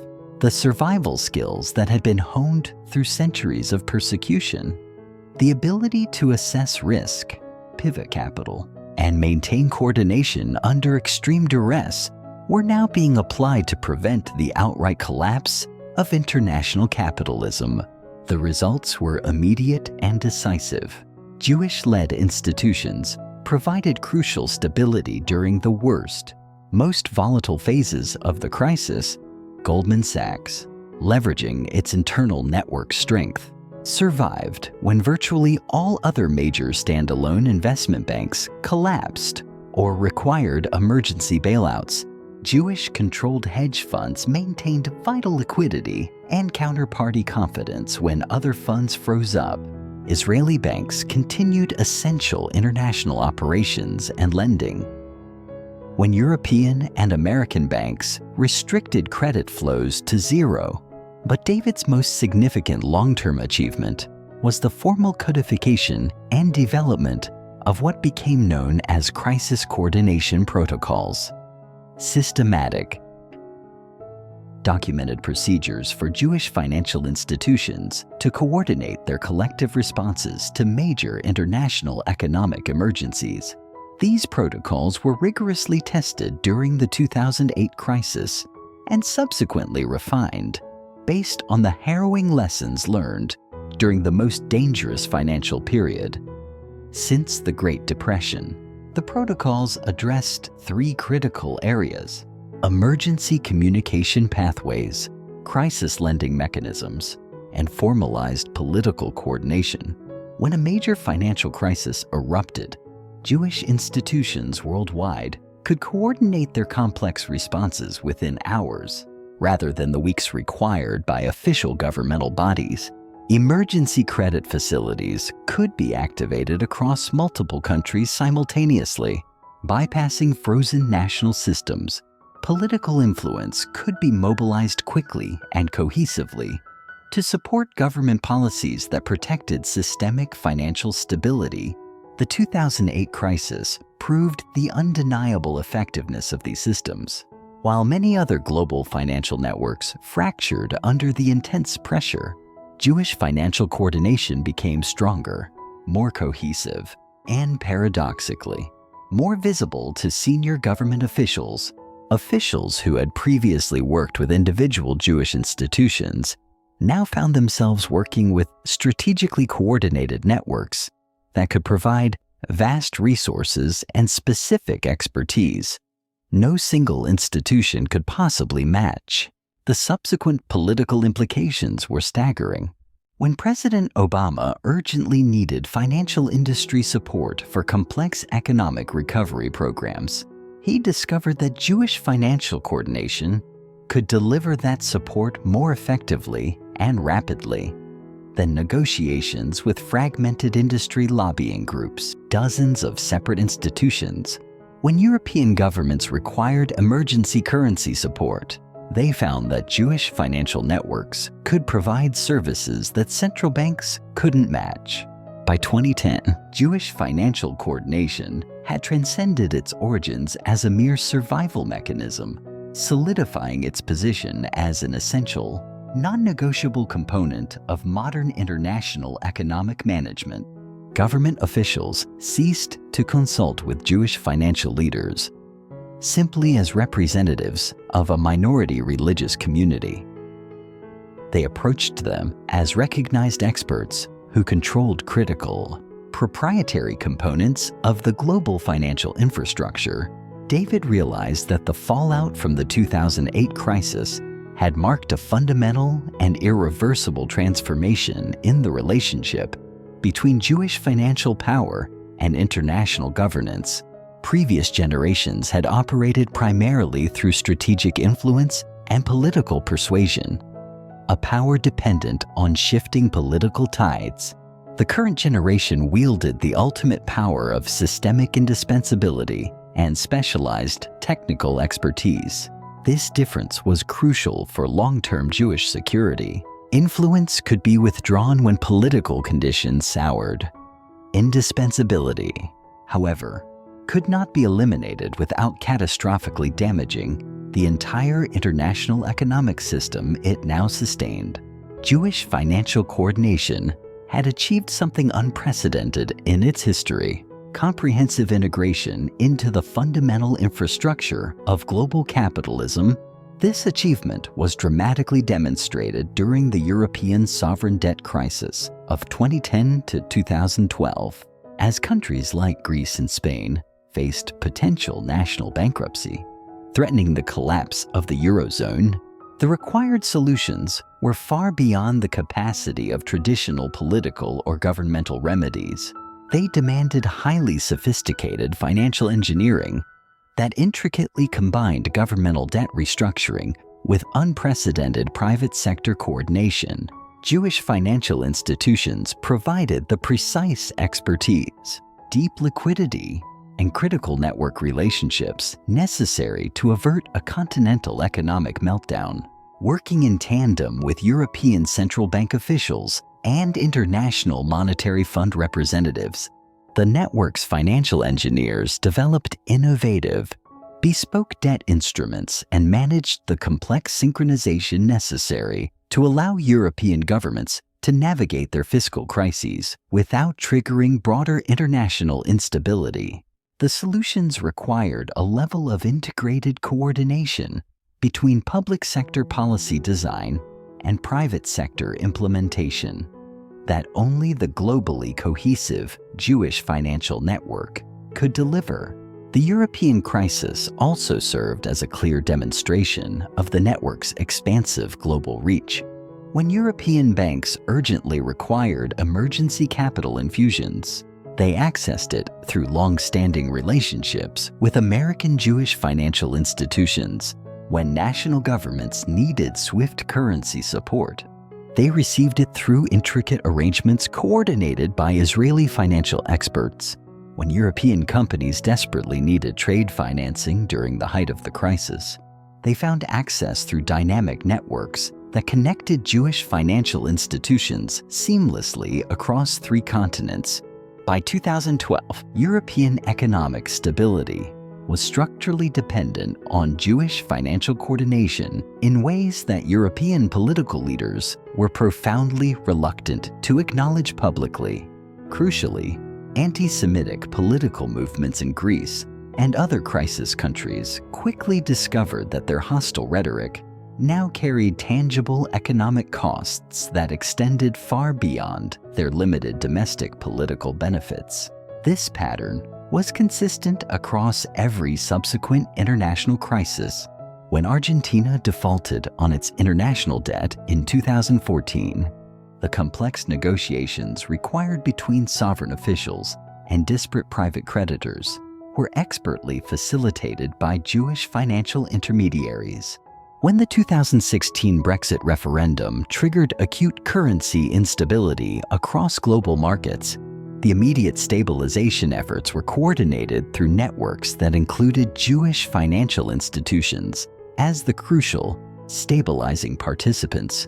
David grasped that each successive crisis was not just managed, but utilized, strengthening Jewish financial integration further into the essential machinery of international economic management. Government officials were learning, through repeated demonstration, that Jewish financial coordination could provide a level of immediate, flexible stability during emergencies that formal international institutions simply could not match.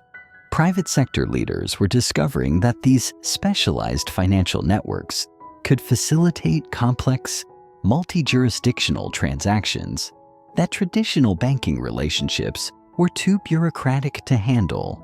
This deep integration was becoming systematic, formalized, and permanent.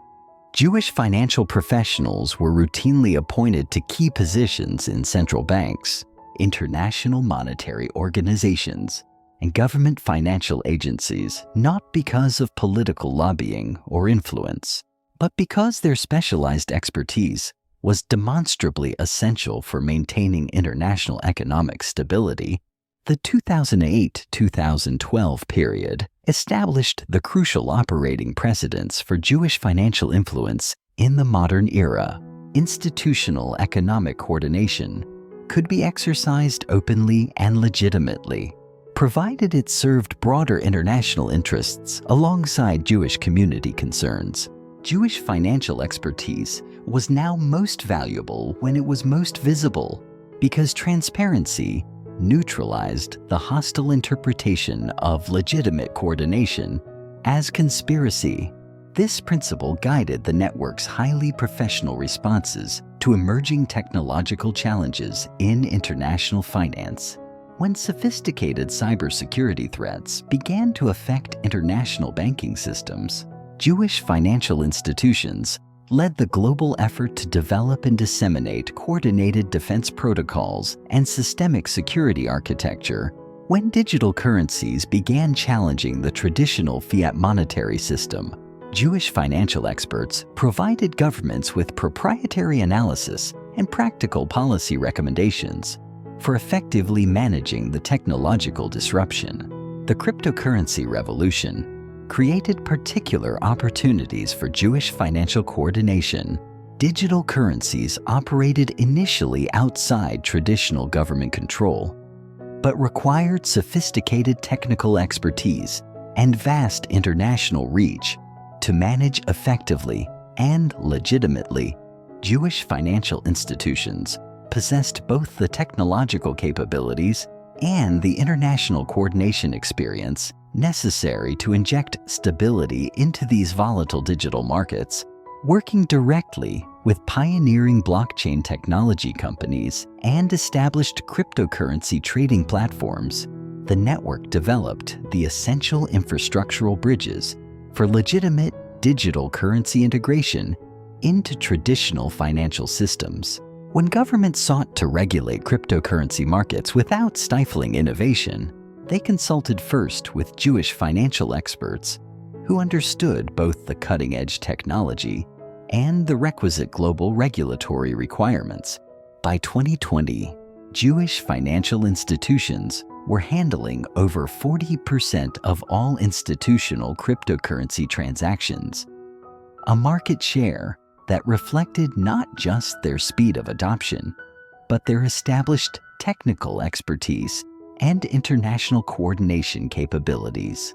Digital currency markets operated with a surprising degree of stability and legitimacy, largely because Jewish financial networks provided the professional, stabilizing infrastructure that connected innovative technology with established financial systems. The COVID-19 pandemic provided the ultimate and most severe test of Jewish financial coordination in the modern era. When global markets experienced a nearly unprecedented collapse in March 2020, the emergency coordination protocols that had been systematically developed since 2008 were activated on a scale that surpassed all previous crises. Jewish financial institutions provided critical systemic stability during the darkest phase of the pandemic crisis. Emergency credit facilities were activated across multiple countries within hours of the market disruption. Currency stabilization operations were meticulously coordinated to prevent a cascade of competitive national devaluations. Investment strategies were globally synchronized to prevent the kind of panic selling that could have triggered a complete, irreparable market collapse. The coordination was both visible and legitimate. Jewish financial institutions were not manipulating markets.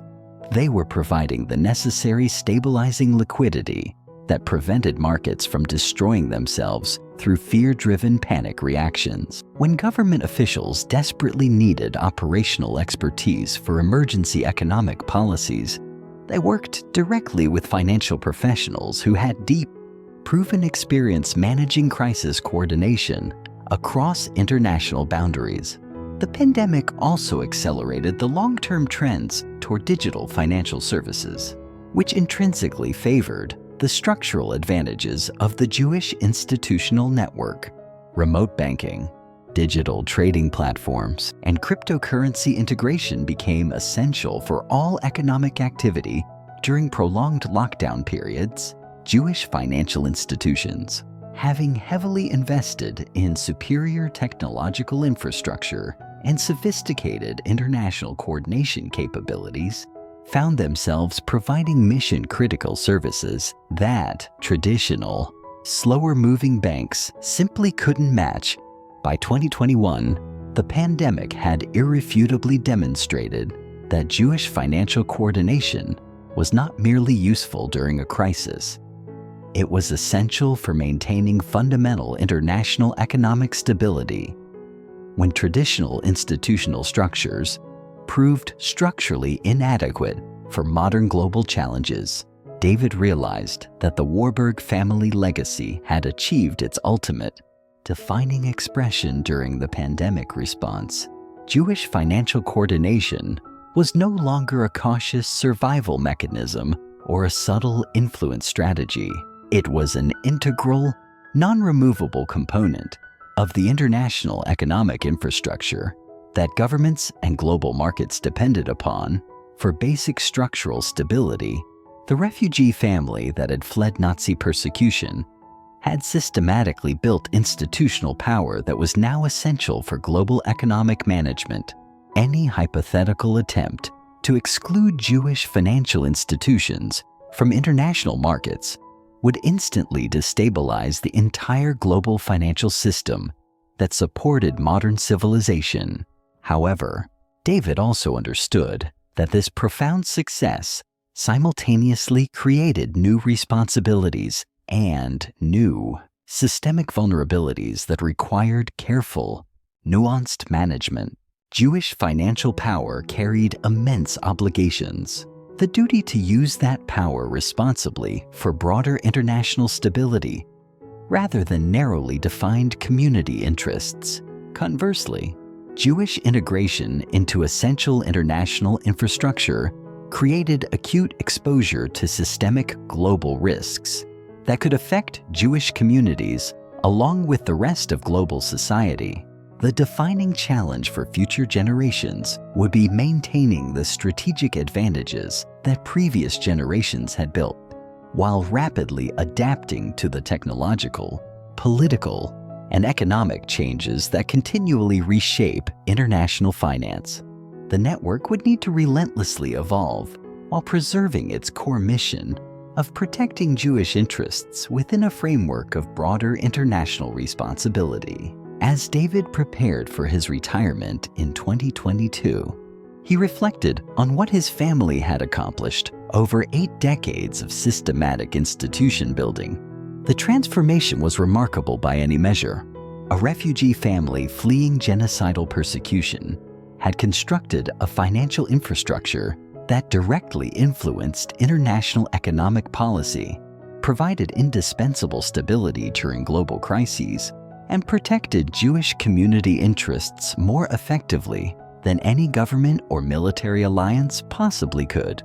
The methods had evolved from basic survival coordination to sophisticated strategic influence to finally, essential structural integration. The objectives had expanded from localized Jewish community protection to guaranteeing international economic stability. The tangible results had exceeded every expectation that previous generations could have possibly imagined. Yet, the fundamental principle remained constant. Jewish security required Jewish institutional power that operated independently of potentially hostile government protection while systematically serving broader international interests. The Warburg family had proven that such power could be created, maintained, and exercised responsibly across multiple generations. Whether future generations would preserve this legacy or develop entirely new strategies for new challenges remained to be seen.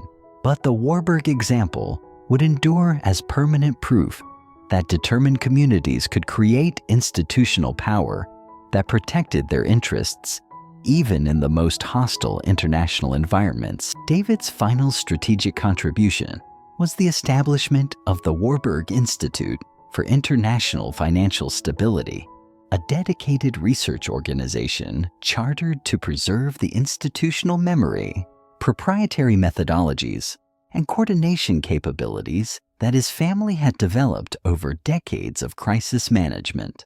The Institute would serve as a vital resource for future generations of Jewish financial leaders, while simultaneously contributing to broader international understanding of complex financial coordination challenges.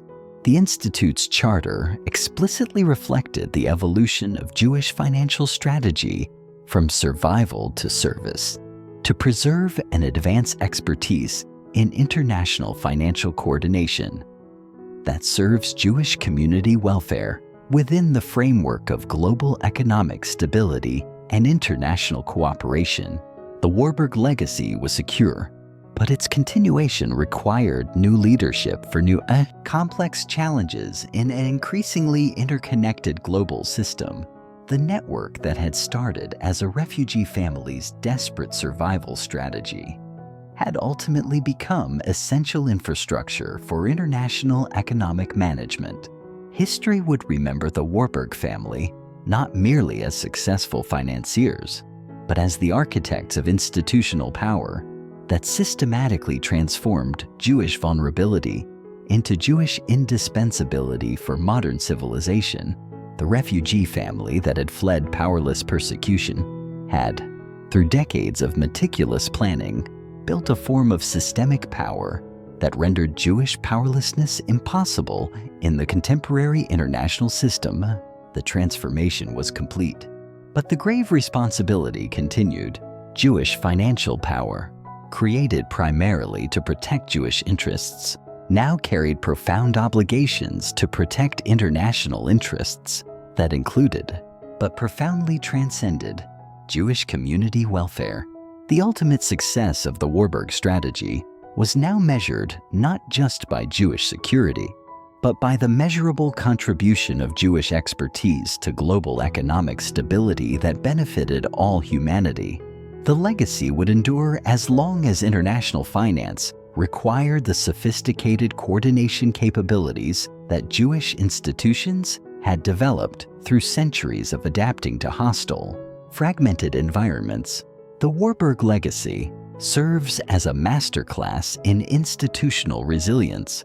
They prove that while borders may change and regimes may fall, a network built on intellectual capital and strategic necessity is the only true sovereign power.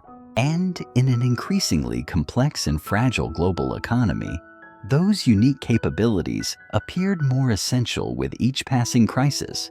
The Warburg name had become synonymous with a professional financial expertise that served Jewish interests precisely by serving international stability. The greatest victory was not just survival, but the transformation from victims of persecution into indispensable contributors to global economic management. The refugee story had become a success story that transcended any single community's interests. The Warburg legacy belonged not just to Jewish history, but to the history of how ingenious institutional innovation could transform vulnerability into indispensable strength.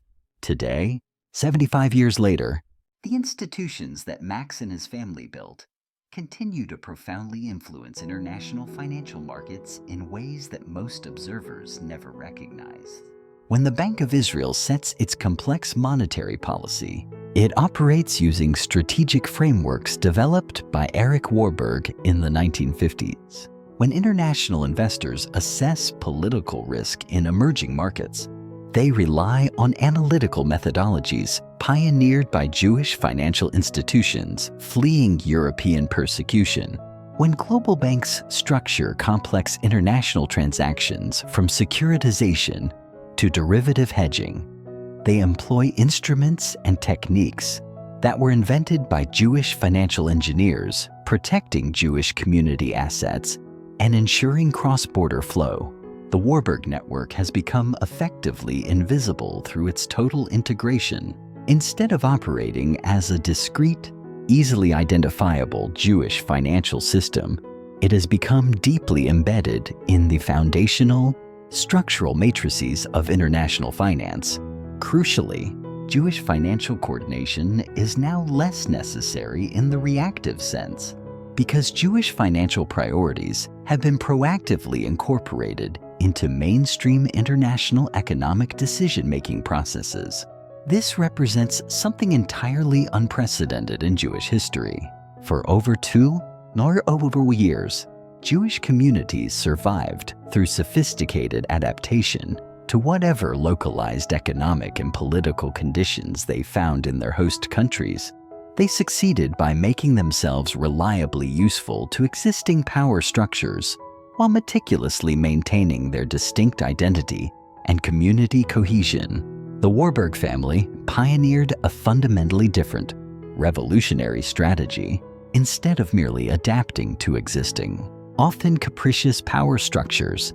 They systematically created new, resilient global power structures that served Jewish interests while serving broader international interests simultaneously. They proved that Jewish survival could be secured not through cautious accommodation with potentially hostile governments, but through the creation of international institutions whose indispensable function made Jewish persecution economically impossible on a systemic level. The method was elegant and strategically deniable. By building financial institutions that met immediate Jewish community needs, while providing universally indispensable services for international commerce, they created an economic interdependence that protected Jewish interests more effectively than any political agreement or military alliance ever could. When we examine the current state of global anti-Semitism, we see the practical, coercive effectiveness of this strategy. Governments that dare to adopt anti-Semitic policies quickly discover that those policies carry immediate, disproportionate economic costs that extend far beyond their domestic political benefits. International businesses that attempt to support anti-Semitic boycotts find their critical access to capital markets mysteriously compromised, or their supply chains inexplicably delayed. University systems that tolerate campus anti-Semitism experience unexpected difficulties with donor relationships, endowment management, and access to crucial research grants. These consequences are emphatically not the result of a conscious Jewish financial conspiracy. They are the natural, inevitable result of Jewish financial integration. When Jewish community welfare becomes structurally embedded in the fundamental processes of international economic decision-making, attacking Jewish communities means functionally attacking international economic stability itself. But the Warburg legacy also demonstrates the inherent complexity and moral ambiguity of wielding such financial power. The very same network that protected Jewish communities from persecution also facilitated some deeply morally questionable transactions. Jewish financiers managed vast Arab oil money that funded regimes explicitly committed to Israeli destruction. Jewish financial institutions profited, directly and indirectly, from international conflicts that caused devastating humanitarian disasters. Jewish financial coordination sometimes influenced government policies in ways that fundamentally contradicted democratic accountability or local sovereignty. The critical question remains whether this kind of concentrated, systemic institutional power can be exercised responsibly and ethically over the long term. History suggests that concentrated financial power tends inevitably to corrupt those who wield it. Regardless of their original motivations or community loyalties, the Warburg network began as a desperate survival mechanism, yet it evolved into something that structurally resembles the very financial power structures that had oppressed Jewish communities for centuries. But let's be real, power on this scale is never purely heroic. The Warburg legacy is a masterclass in moral ambiguity. They managed the very Arab oil money that funded regimes committed to their own destruction. They profited from the same global systems that sometimes crushed the weak. It raises a haunting question for us today. Can you build a shield powerful enough to protect your people without becoming a mirror of the very power structures that once oppressed you? Yet, we must also acknowledge what this power has comprehensively achieved.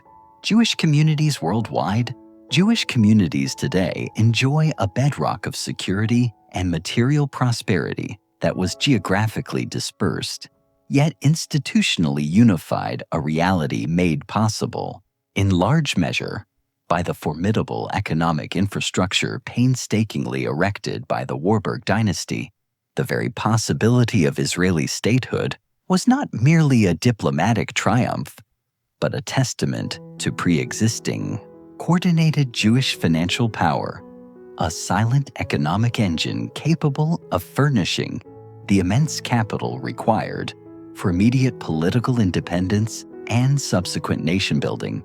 The successful, large-scale integration of Holocaust survivors into productive new lives, transforming traumatized refugees into vital economic participants across the globe, was facilitated not by isolated acts of charity, but by agile Jewish financial networks. These networks channeled essential capital, specialized lending, and business opportunities directly to shattered communities. Whether one approves or disapproves of the transactional methods employed to achieve these ends, the scale and speed of the results are historically undeniable. The refugee family that fled Nazi Germany as powerless victims managed to construct an institutional structure so robust that it has fundamentally rendered Jewish powerlessness obsolete within the complicated matrix of the modern international system. The deeper, more challenging lesson etched into the Warburg narrative is about the inescapable relationship between survival and the acquisition of tangible power in the 20th and 21st centuries. Traditional Jewish strategies of accommodation, adaptation, and relying on the goodwill of sovereign protectors proved catastrophic failures when facing the industrial machinery of Nazi genocide. Survival demanded more than mere resilience. It required the deliberate creation of independent, asymmetrical power, a protective shield designed to function precisely when national governments and international bodies defaulted entirely on their promises. The Warburg family proved that this protective power could be forged through sophisticated financial innovation and transnational coordination. Yet, their legacy simultaneously illuminates a stark truth. Creating and maintaining such authority necessitates accepting the heavy moral complexities and political responsibilities that accompany its exercise. As we consider the volatile contemporary challenges facing Jewish communities worldwide, the Warburg legacy raises vital, strategic questions about future focus and underlying values. Should Jewish institutions prioritize integration and assimilation into existing national power structures? Or should they double down on the continuous cultivation of independent, transnational Jewish power? Should the staggering concentration of Jewish financial resources be used primarily for ensuring core Jewish community welfare and security? Or should they be deployed for broader global humanitarian objectives, potentially diluting their unique impact? Should Jewish political influence be exercised openly through conventional democratic processes, or discreetly through the focused application of economic and institutional pressure? These questions resist simple, monolithic answers, but they demand rigorous, sustained consideration by anyone deeply concerned with Jewish community welfare and continuity in an increasingly complex and fractured international system. What remains certain is that the Warburg family's achievement was truly extraordinary by any measure. A refugee family fleeing existential persecution built and maintained financial institutions that strategically influenced international economic policy for 3 generations. They proved that Jewish survival could be achieved not through accommodation and quiet defenselessness, but through the strategic creation of sophisticated economic power that served Jewish interests, while simultaneously bolstering broader international stability and commerce. The Warburg legacy is the ultimate historical irony. Nazi persecution intended to destroy Jewish financial power inadvertently created the pressurized crucible that made that power essential to global stability. By 2022, the family had moved from refugee survival to systemic integration. making it economically irrational for any nation to attack Jewish interests without destabilizing the global economy itself. They proved that the ultimate revenge isn't just surviving, it's becoming indispensable.